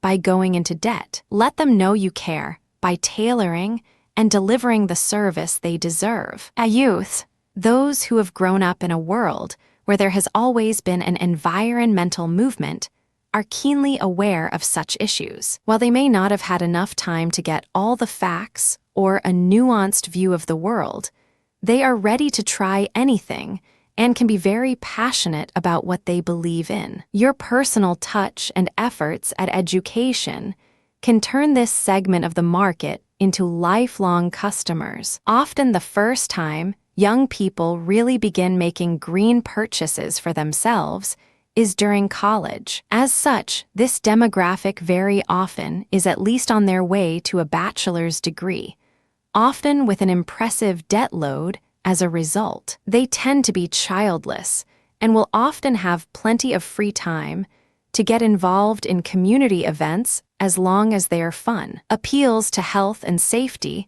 are not always very useful with the under 30 crowd, since they are not entirely convinced of their own mortality anyhow. This fickle audience tends to have a bit more disposable income than others. Also, they not only accept but crave new and innovative things. Not afraid of doing a little work, do it yourself.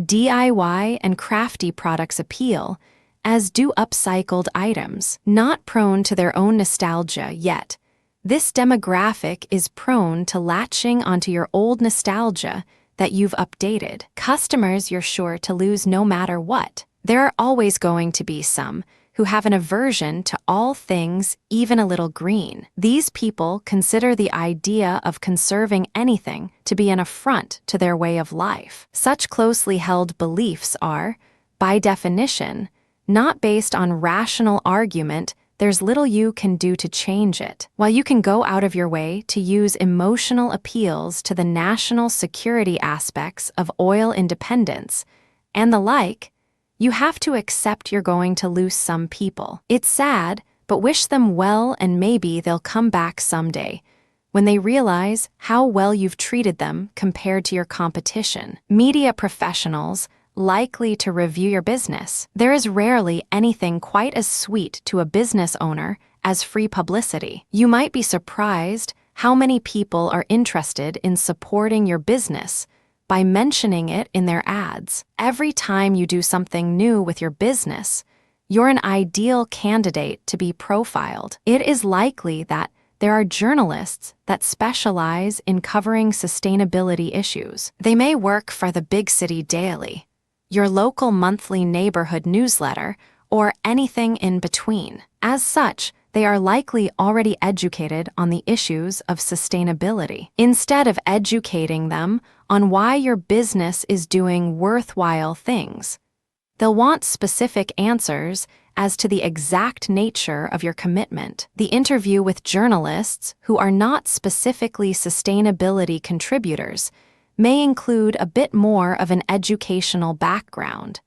but you might want to have some facts and figures handy, the sort your interviewer can verify later. A good journalist won't just take your word for it, especially if you make unusual claims about the nature of conservation or your contribution to it. Of course, journalists of all stripes are hurried individuals who don't have all day to go about looking for stories. Learning how to write a press release that will catch someone's interest is fundamental. Don't be shy about sending such releases around, just be honest. You can expect some bad press if you waste someone's time. They are going to want an angle. Be sure to give them one appropriate to their readership. If you're not sure who reads their publication, just ask. They certainly know. Rebranding your products or services. You've gone to all the work of creating a whole new company with a fresh focus. Your brand should reflect that too. You already know that even if you don't have a physical product,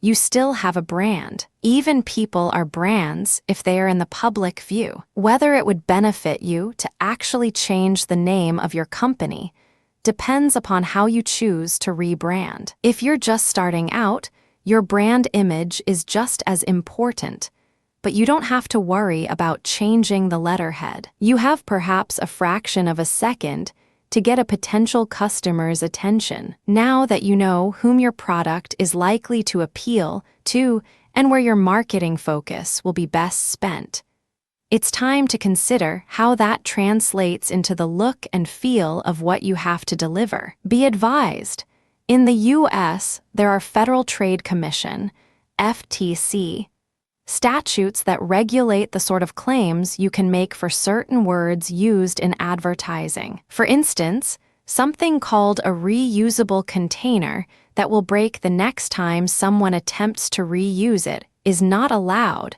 unless everyone knows it could break soon, such as a paper bag. Many more exciting examples are found in the useful links section below. Maintaining ecological optimism and upbeat sustainability. If there is one steadfast rule about marketing, it is that making people feel bad about something won't make them buy. If you paint a bleak picture of the future, no one is going to want to part with their hard-earned money.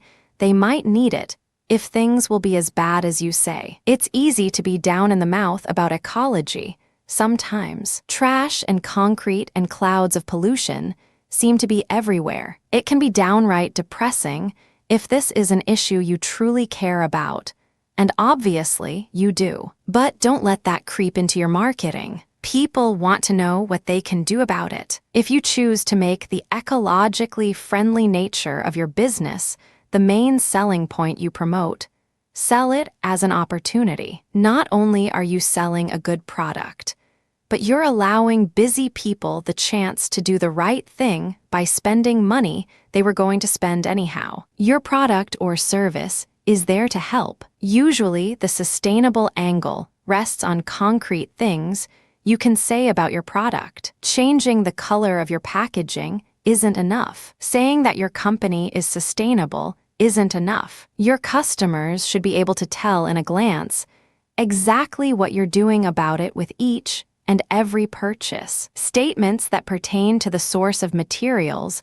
are the most common. Another might refer to some sort of certification, such as LEED certified architects or salmon safe wines. If your product's green nature is obvious, such as with bicycles or building material salvage, you'll need to have another angle that makes it especially green, such as bicycles made especially for commuters, or that the salvaged materials are post-consumer waste. Industries well known for their use of often toxic chemicals can benefit greatly from offering natural alternatives. In the case of some services, such as dentists, there may be certain practices, such as mercury fillings, that people may be seeking alternatives to. Many people are now leery of oven cleaners, carpet shampooers, dry cleaners, and other miracles of the modern age. While there is a built-in market of people who want safer alternatives, you'll definitely want to make sure your copy makes it known that your product or service is eco-effective. 2. If you have a large company, be forewarned. Unless your ideal market is among the true greens, you might do better to focus your marketing strategy on another aspect of your product to gain greater market share. Ease of use. If there's one thing people like, It's to do good deeds that are easy. Often, people avoid good ideas because they seem like too much of a fuss. If your product makes anything at all easier, by all means, mention it. Sometimes people regard the toxic fumes and byproducts of your competition's product or service as a mere hassle. While it might seem a health and safety issue to you, don't overlook the convenience of being able to let your pets and kids play on the lawn after an organic landscape maintenance company has tended it. It's a lot easier to use products that don't require you suit up before using it. If your competition imposes such indignities upon people because they are a health hazard, you've got a major marketing point. Even if you're entering a market where there already is eco-friendly competition, if you found a way to make your version of the product or service easier or more convenient to use, that could be what sets you apart. Perhaps you're the only place in town that delivers. Maybe your service doesn't require follow-up visits. Maybe you can do in 1 hour what takes the others 3. Anything that removes bother and irritation from people's lives is marketable. Saving money. There are quite a few products out there that not only save chemicals or energy, but also save a great deal of money for the purchaser in the long run. Spend a few dollars on ethylene eaters and save several dollars in produce that didn't go bad in your crisper drawer. There are tons of products and services that help consumers conserve the all-important resource of money. They tend to fit into a few distinct categories. Durable items don't have to be replaced as often. Efficient items save the cost of energy. Innovative items find better ways of doing things that replace expenses. High-quality items may be more concentrated. Recyclable items have no or low disposal costs. Safe items save you the pain and lost wages of future illness. Even if the money-saving connections are obvious to you, it never hurts to note them on your adverts or packaging. This approach appeals to everyone except some of the very wealthy who like to spend money on the best. Quality. Just because your product or service treads lightly upon the earth doesn't mean anyone will want to buy it if it's inferior. Quite the opposite. You know that your product was designed to be better than the competition's. Be sure and tell people about it. This will be the focus of many campaigns, since high-quality items and services appeal to a very large audience. For example, it is a major selling point of many so-called boutique items. In fact, you might even consider the use of the term a more acceptable marketing euphemism for boutique, since it seems to connote something too fancy for those on a budget. Labor relations. People like supporting businesses that treat their employees well. The most successful companies provide stellar customer service when employees stay in their jobs for a while. Those who feel they're working for people who give a damn about them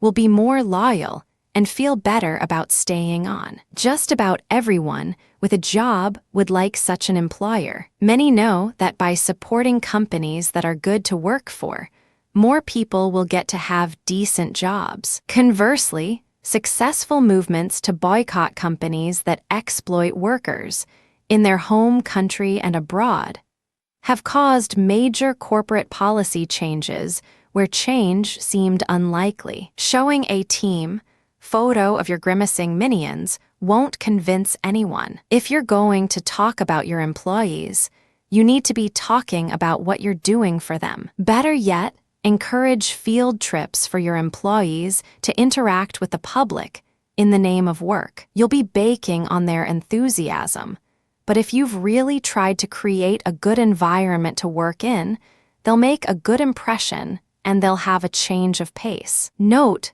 don't force anyone who swears they're bad with the public. They'll be right either way.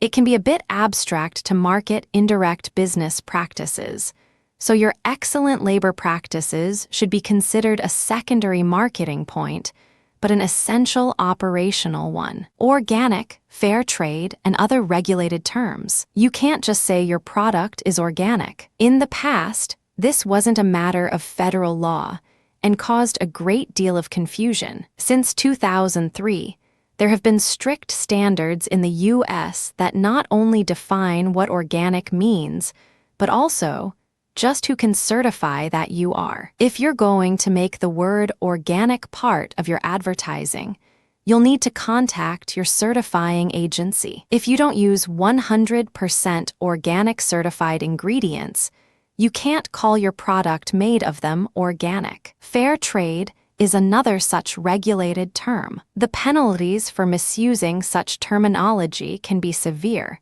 so don't mess around with it. Becoming certified as a producer of raw or manufactured goods is usually a financial investment of a few $1,000s and can be several years in the process. On the other hand, you open yourself up to a very wide audience and can be found at local stores. You can certainly label your products as made with organic ingredients if they are. As long as something is labeled, you are free to sell it all day long. Ultra-modern, hip, and totally cool. The sustainability movement is cool right now, but don't let that stop you from being as fashionable as you like. It might be even better to just market your product or service as simply the coolest thing since sliced bread. This is especially true if your market is the youthful crowd and their disposable income. Sure, everyone eats, but not everyone buys beanbag chairs or exotic party dresses in any large quantity. Technological devices often appeal to men. You'll want to mention the very cool, ecologically friendly task your device performs, as well as show it looking good in action. If you've developed a tea kettle that very efficiently boils only the amount of water you need, show what an excellent and stylish kettle you've put your improvements on. Use the principles of fashionable marketing to hawk whatever wares or service you have to offer. Have a stylish theme and keep it going through your entire product or service line. Change things up from season to season like high fashion. Get some beautiful people to be seen with your stuff or service. Get the attention of someone whose opinion matters to many in your intended audience. Do something fun and edgy, and people will associate you with a good time. When changing your marketing focus to fashion, the sustainability angle always remains secondary. It's a delayed reaction, sort of secondary marketing punch. When they get the product home, read the label, remember being pleasantly surprised, and think of you when they shop again. Uniquely local. Even if you haven't lived in a town or region for very long, you have a pretty good idea what makes it unique, or you probably wouldn't be there. If you're native, that's just how things are. You might want to study and ponder the subject a bit to make sure you realize just what makes your hometown unique. Even if your product is proudly made in wherever you are, what you really want to do is appeal to your neighbors. Once you figure out what segments of the population live in your area, you can decide if local marketing is going to work for your product, or if you have to cast a wider net. If there are plenty of people nearby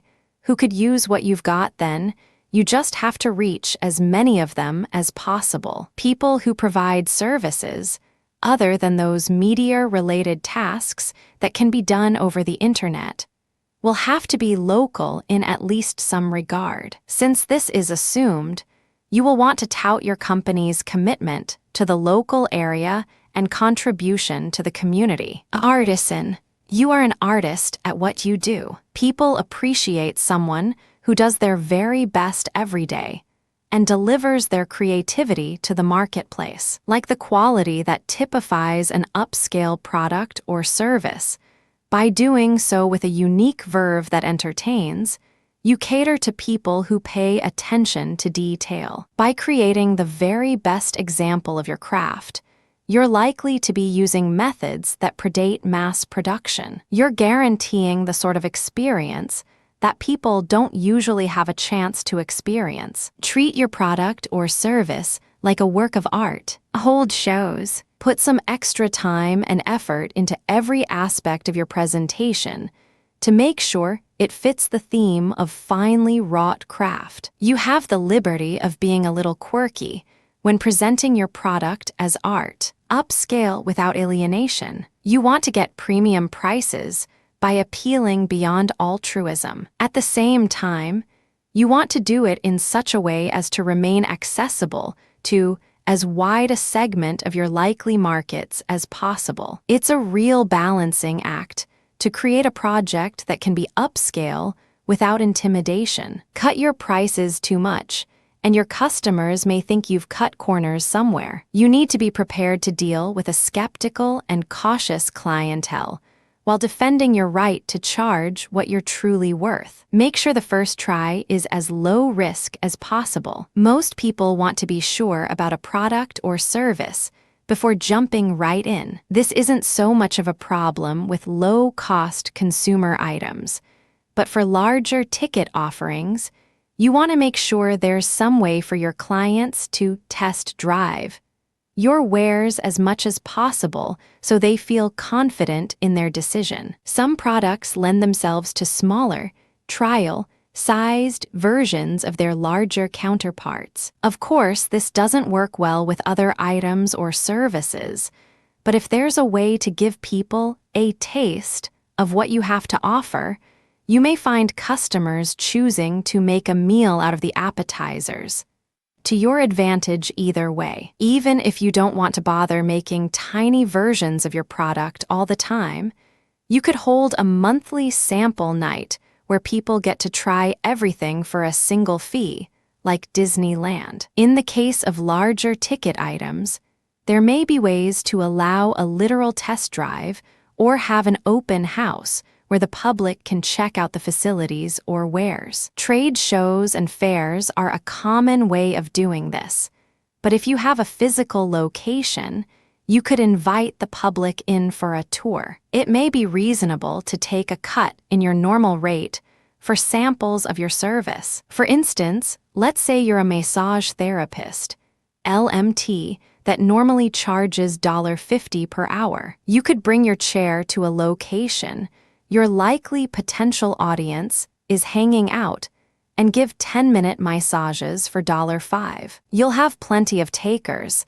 and can make sure you give your card to each and everyone. You won't make a lot of money, but you just got paid to advertise. There may be a way to market a more affordable entry-level model or service that lacks some features of the original, but none of the quality. The latter part of that is very important. Even if the entry-level product is totally different, it needs to showcase your considerable talents. If your job is to clean carpets, you could offer a special on cleaning throw pillows, just to demonstrate how well your eco-friendly method works, but be sure to make them shine. For some reason, a product that costs $5 won't appeal as much as letting customers choose $5 items. People like being able to sample which is best without making a year-long commitment out of it. This phenomenon seems to carry across demographics and industries regardless, though is perhaps most powerful among consumables or gifts. Proven utility. There are a lot of product and service claims out there. It is to your advantage to be able to demonstrate that you can deliver on any claim you make. This can be accomplished through demonstration. You can show movies and pictures of your product in use on a website. You could showcase your previous work. You could give live demonstrations or samples. Your existing customers might even be willing to let others see the good work you've done for them. If your product is particularly easy to use, you should be able to demonstrate that with your offering, there's no need to sacrifice time or anything else that most people suffer from having too little of in their lives. People can usually tell if something is going to eat an entire day of their lives if they can make heads of tails of the directions in the first read. Consider Easter egg decoration kits. Most everyone is familiar with the leading brand. Do your eggs ever look like the ones on the package? Would you bother if it weren't an excuse to spend some time with the kids? Does it take all night? You probably could have figured what you were in from one look at the stuff that comes in the box. What is it? Why did you just spend money on a few mysterious pills and a piece of wire? Now, let's say you found a way to easily manufacture and package all-natural Easter egg dyes. It is now your job to not only convince people that you actually can make eggs that look like those on the package, but also that it won't take any longer than the leading brand. Show people that your dyes wash out of the kids' smocks and hands. You don't have to futz around with measuring and pouring acids. The colors come out more evenly, and the results are so non-toxic you could eat the shell. Your kit may cost more, but look at the snappy results. And it took no more time or effort than that other brand. When it comes to demonstrating future cost savings, you can prove your point by giving very detailed written examples of just how those savings will come about. Don't just say 20% better. What does that mean? Give specifics that are above reproach. It's better to give a smaller energy savings figure and have them find on closer inspection that their savings may be even greater. When demonstrating higher build quality and durability of your product or service, it may be difficult to do this without naming the competition. Please do try and avoid the temptation. The last thing you need as you embark on this bold new venture is to find yourself at the pointy end of a slander lawsuit. You should, however, be able to show just how tough and durable your offering is, and let your customers make the comparison themselves. Again, don't just say your outdoor eco paint will stand the test of time.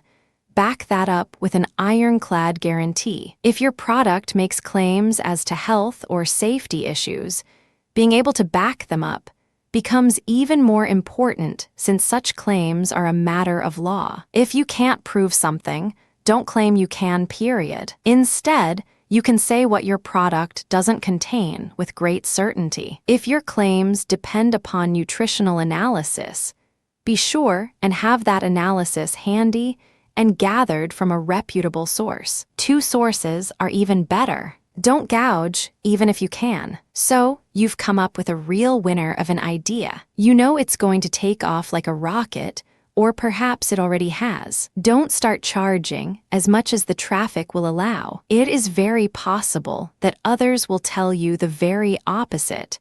But unless you want to be known as carpetbagger, then I'd advise against it. There's plenty of money to be made without resorting to such tactics. There's a balance between making a good profit and taking advantage of your market position. While you might clean up for a little while, pretty soon the word on the street will be, it isn't all that. That sort of buzz doesn't bode well for your future success. There are companies that design and make products they know will only sell once, because they are crummy. They rely upon fooling people once. Such companies also tend to change their names and offerings on a very regular basis. That's not what sustainability is about. Fostering loyalty in your customer base. To truly be a success, you need repeat business. You've established your brand.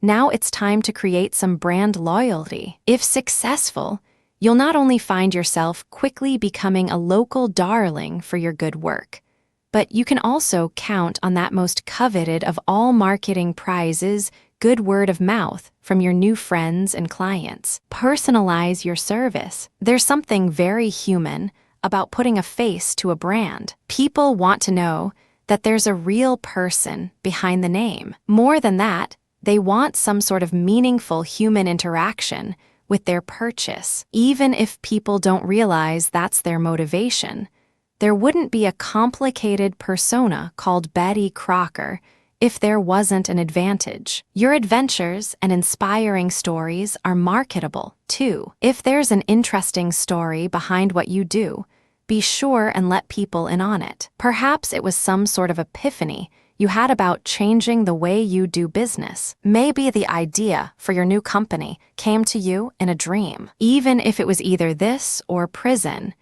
it's interesting and lets people know that their purchases are helping a real person help the world. To be local. Localism saves the cost and embedded energy of transportation and keeps money circulating in your own neighborhood. Better yet for you, as the neighborhood fill-in-the-blank, you become a member of the community. That ensures your neighbors will think of you first when looking for the product or service you offer, because they know you and can stroll down and talk to you like it was the 1950s all over again. Most folks like dealing with the home team when they can. Big box retailers have no warm fuzzes to offer. People are starting to realize that's something they've been missing and are willing to pay a few cents extra for it. It gives your neighbors a reason to go walking to do their marketing. While they are out, they might find another small business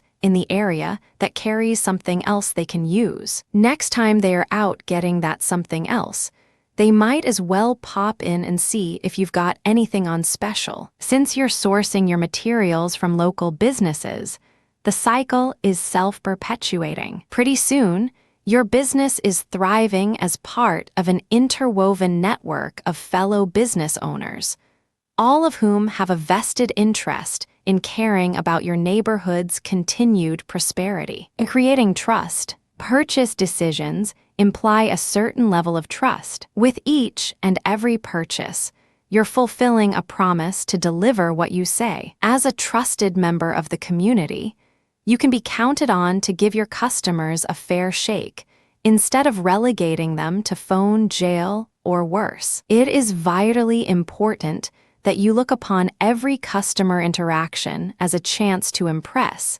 even if it starts out as a complaint. Every time you treat someone well, they come away with a good feeling.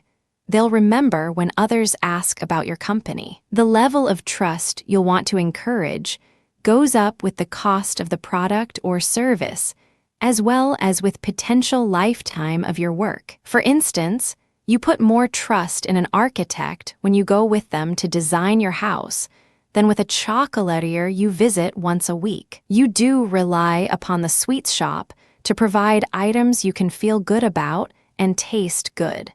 But you'll be living in the product of the architect for years to come. If the sweets turn out to not be made with fairly traded and organic sugar, you'll be disappointed, but maybe not for the rest of your life. If that house falls down around your ears, you've begun a nightmare that could ruin you. As such, you'll find companies that peddle high-ticket items spend a lot more time and effort gaining trust with demonstrations of their previous work, and keeping in touch with past clients to make sure everything is working out. Any company that seems reluctant to show their previous work will be assumed guilty of some transgression, true or not. A service.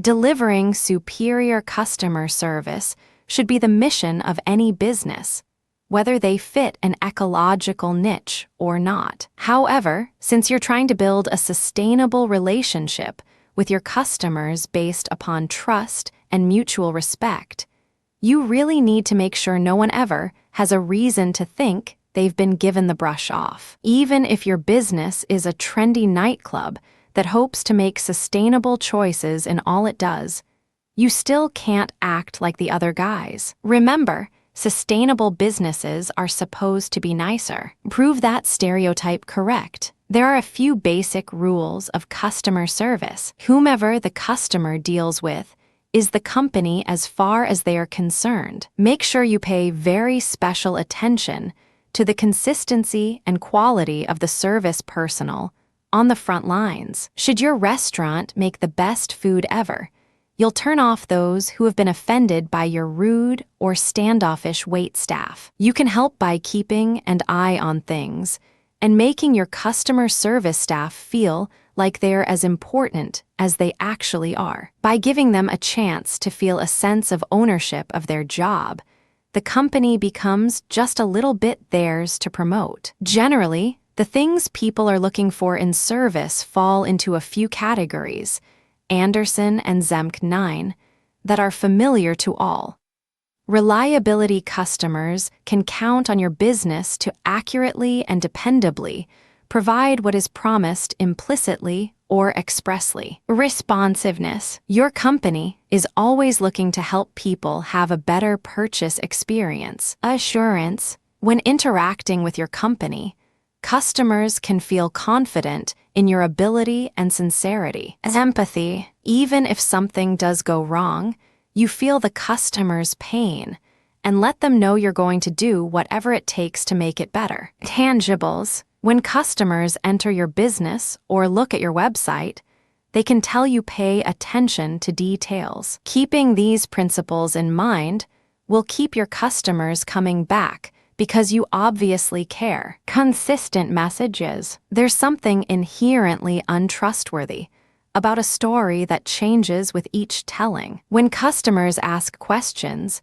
be sure each and every one are answered completely and honestly. Don't tell them you don't know the answer, tell them you'll find it out. Be sure everyone on your sales force is on track and has a good knowledge of the product. If this means having regular in-service days or sending out regular memos, do it. Your employees will appreciate being given the tools to do their job, and you have greater control over the message that is accompanying your brand. If your company's policies change or new research has changed the information you're operating from, let everyone know at once. When giving customers the new information, let them know things have changed and why. This will let your customers know you're innovative, on top of things, and keeping an eye out for them. Transparency. Always, always, always be honest. Along with this, remain as publicly transparent as possible. This sometimes means you could lose face,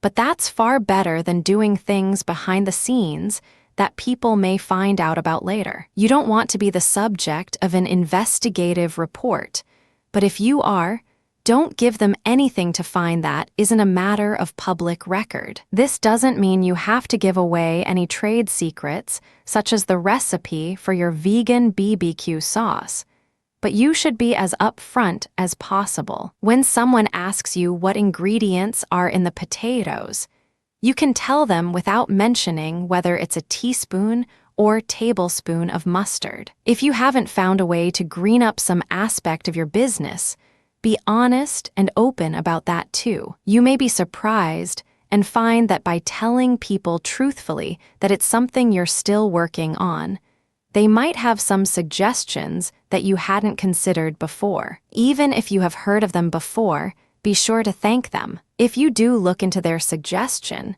be sure and tell them what you found next time they stop in. Having a plan for referrals. The good words are going to come rolling in as soon as you begin doing business as you'd planned. It is important to reward your loyal customers with something that will be of value to them. These people are among your most powerful allies and should be treated as such. Whenever someone tells you or your staff they were referred, try and find out who sent them. If you can identify the referee, make it a point to say thank you somehow. Perhaps it will take the form of a discount coupon or some free merchandise. It will feel more personal if you thank them yourself when they come in next. Be sure you're ready to keep track of these things. If you miss your chance to say, thank you, it's gone. Education. You're already up on the happenings and trends in your business. Taking some extra time to educate your customers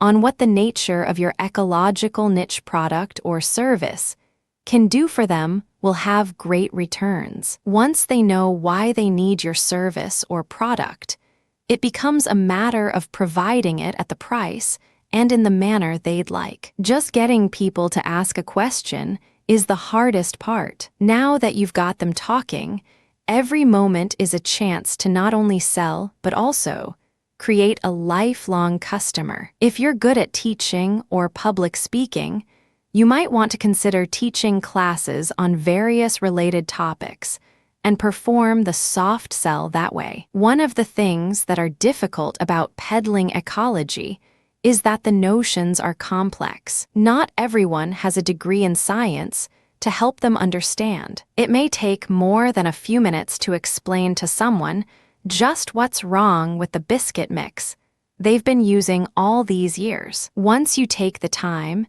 they will not only feel as if you've performed a service, but are looking out for their welfare. Once they try your biscuit mix, they'll realize it tastes better anyhow. And you've made another dedicated customer who will then look for other eco-friendly products, including yours. Speak plainly and don't condescend. When teaching people old enough to make purchasing decisions, especially about a topic you know a great deal about, it's hard to speak to them in clear language without offending. Either you start out trying to give too much information, or you dumb it down too much. It might be handy to take some time writing down explanations as to why you're doing things the way you are, and then have someone else read them. They can give you some pointers on how to modify your approach until it's a nice balance between your specialized knowledge and getting your point across. Another handy trick is to have an elderly relative ask you questions and see if you can get them to understand. If you can make yourself understood without causing frustration, you can explain yourself to anyone. Explain your technical breakthroughs, or, at least, describe the breakthroughs that you're utilizing to bring them this awesome idea of yours. Even those that follow the green movement can't keep up with everything new that's coming to fruition these days. It's an exciting time with a great deal of innovation coming forward every day. Most people will be impressed at the amount of research and thought you've put into your venture. Some will want to know more about it. Be ready to talk shop with customers of all knowledge levels. If the breakthrough is your own and is important enough to be patented, then you've already got information about it written and ready to go. If it's just a great idea, try writing your own summation of the technology involved to make sure you can explain it in a clear manner. Straight information on health impacts. You may not want to make any specific health benefit claims, but it's always good to have information at hand as to the concerns and impacts that have been proven about the conventional way of doing things. It can be very helpful to have pamphlets or web pages made up to explain these things. Refer to them liberally and encourage others to check it out. Always stick with the facts. Don't go out on a limb and repeat things you've heard from less than reliable sources. It does no good to fill your customers' heads with half-truths. If there's any chance someone can besmirch your good name and efforts by calling into question even one of your facts, everything you said will become suspect. Emphasize positive progress. When it comes to having information that people need to make good decisions, it is always best to emphasize not only what doesn't work, but also what you can offer that as a better solution. Just as dire predictions about the state of the earth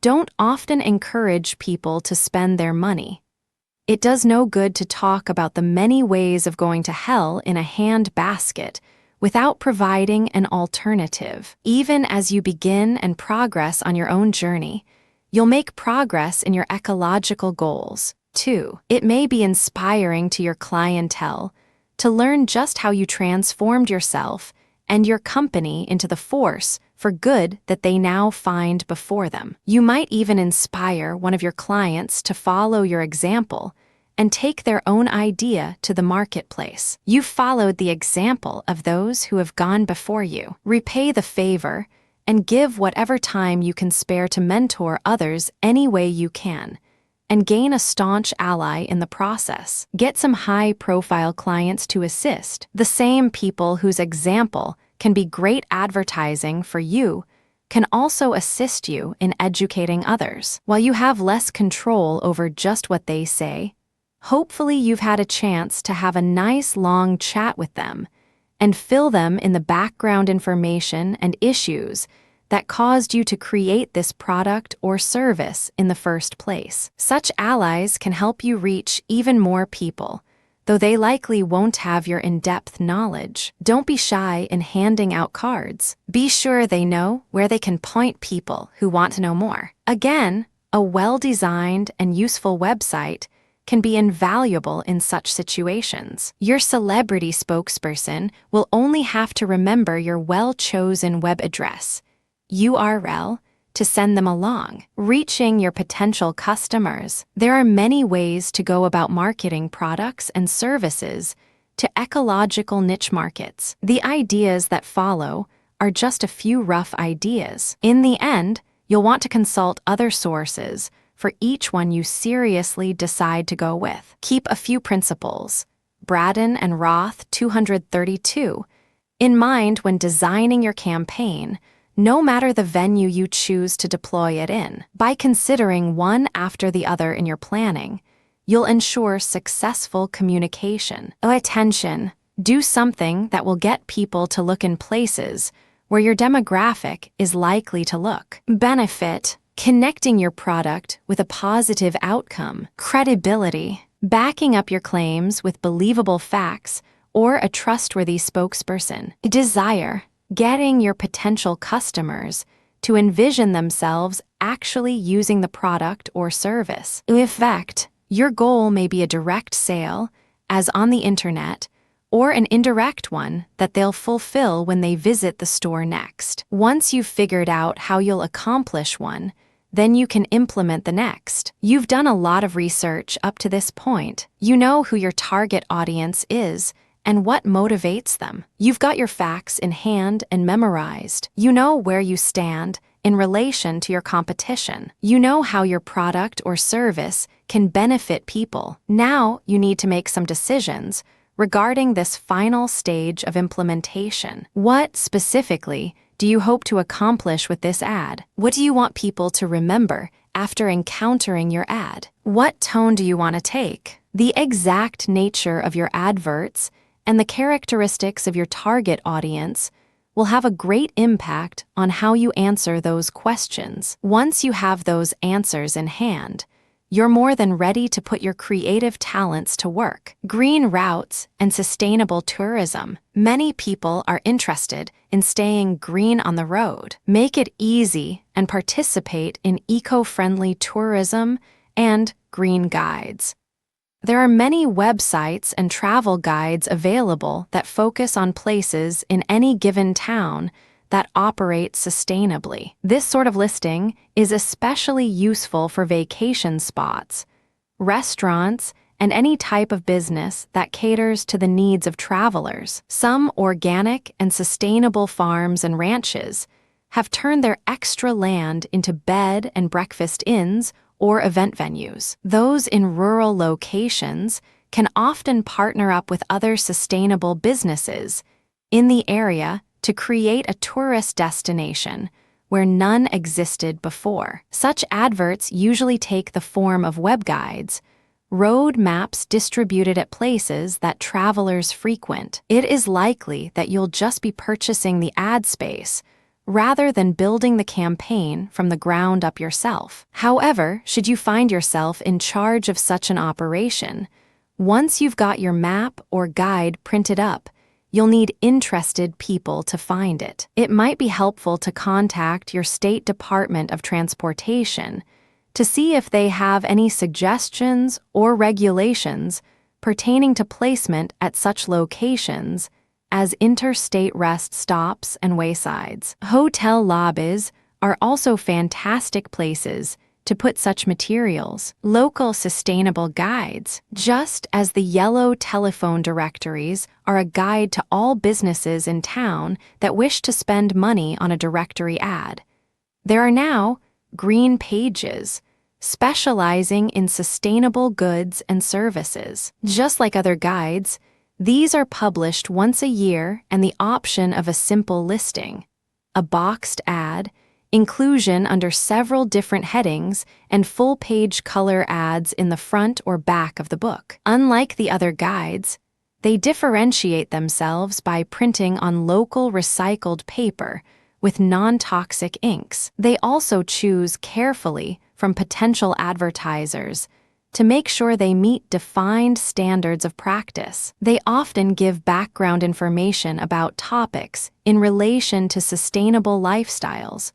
Read Direct 54 and the advertisers that offer such goods and services. Some topics might include biodiesel, green buildings, natural childbirth, or localism. Sponsorship opportunities. As a local purveyor of goods and services and a member of the community, sponsoring a team or event can be a great way to get your name out there. You can sponsor teams that your employees participate in, such as a bowling league or softball league. You can sponsor the teams their children participate in, such as Little League Baseball or the civic organizations. Events that serve to get people interested in what you do can be a very good way of getting your company some name recognition. For instance, if you're an organic brewer, why not sponsor an organic brew fest? You can sponsor musical acts that appeal to your target demographic. Some sponsorships require effort on your behalf, as well as money. If you're low on advertising capital, you might want to consider organizing an event so your company's name has top billing without having to spend anything but your time. Offices of sustainability. Whether it's through the USDA or your neighborhood association, there are offices of sustainability popping up all over the place, ready with materials and resources for you to take advantage of. You can even use such organizations to find out about rebates, grants, and low-cost loans that will assist you with the marketing or implementation phase of your plan. Viral marketing and online opportunities. One of the hottest topics in marketing has been the idea of letting others start spreading your word slowly until it grows into an unstoppable monster of publicity. Usually you need some sort of lurid or unusual hook, the sort of thing that a large number of people are likely to send along as an email link. Being mentioned on a page that indexes cool links can give you the sort of bump that can make a very serious business. In the near term, anyhow. Make sure before you start sending your site and your crazy good idea around that, should you be listed, your server can handle the traffic without going into shock. Since the internet is by definition worldwide, advertising here will be of most use to companies that want to ship small and lightweight items or market data and media services. As discussed earlier, you should do a great deal of research before you throw any money down the pay-per-click hole. Those who wish to remain local will do best to use the internet as a tool to disseminate information conveniently, like having a handy file folder with all your information in it that your friends can visit anytime. Either way, anytime your company appears in print or online, be sure and mention it on your website. Link to other people's sites and keep an eye out for sites that link to yours. Reciprocal links are reinforced links, the very sort the Google monster bots like best. Even if your main site is clean and easy to use, you can use a blog template such as WordPress to easily update, manage, and categorize any helpful information or pictures you like. As long as you can organize it with categories or tags, your media doesn't have to get in the way of navigation and will still bring people to your site. Local media and trade publications. There are two general types of local media: that you pay for and that you get free of charge. It could be said that you get control of what is printed for your advertising dollar. As you might expect, you'll have to pay something for most traditional forms of media. As something of a scientific pursuit, advertising does a very good job of charging a lot for the most effective and impressive forms of such adverts. This most traditional type of marketing can be made unconventional by where and how it appears. Just about every privately owned surface has been treated as a billboard, at some point or another. It is a testament to the effectiveness of conventional media, such as those plain old billboards, that they still exist in a world with advertising tattoos. Free media often takes the place of articles and reviews of your company or related topics. When you first open up or reopen, the local news media may want to run a profile piece, especially if you're doing things a little differently or are particularly stylish about it. Should you do a good job of thrashing the competition and become a city institution, you may get an article about the insert your product here craze. Since you'll be operating totally above the board, there'll be no need to worry about scandal articles. One way to have a little control over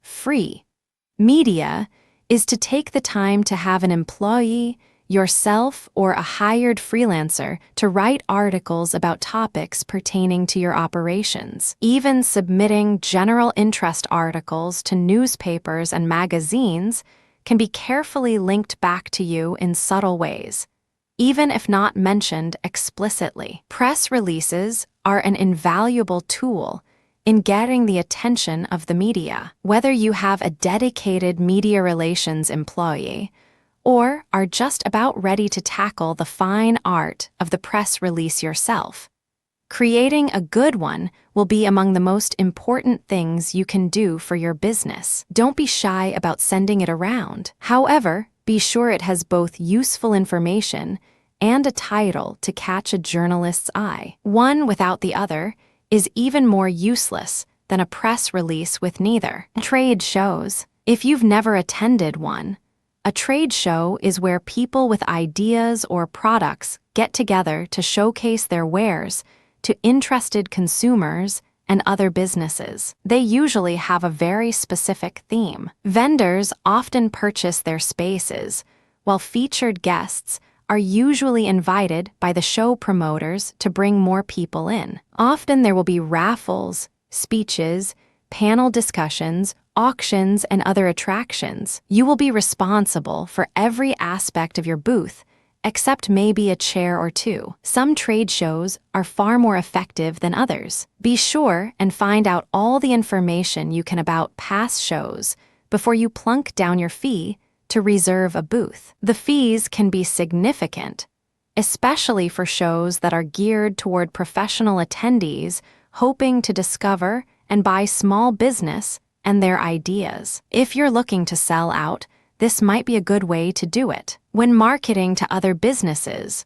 or just doing some networking, inexpensive show spaces might be worth your while. If you're hoping to continue with local and direct marketing, you might want to look for smaller shows that allow the public in. Whatever route you decide to take with your carefully constructed advertising, there are 100 others. Only by very carefully considering the basic premises of advertising and your audience will you have a good idea that is best for your niche in ecological marketing. A conclusion: there are quite a few books on marketing in general, but I've tried to give you a perspective unique to green marketing concepts. Each and every marketing tip or technique in this book has probably had at least one book written about it. This book is intended to be an overview, guide, and good place to start your investigations. It is meant to get you thinking systematically about what to do with your fantastic idea for a new or revamped business. Anything you see and hear should be double-checked, not because I haven't, but because certain aspects might be different where you are and everyone's business is unique. Most of all, thank you, on behalf of all life on this planet, for trying your best to do something decent. We need more folks like you. Good luck.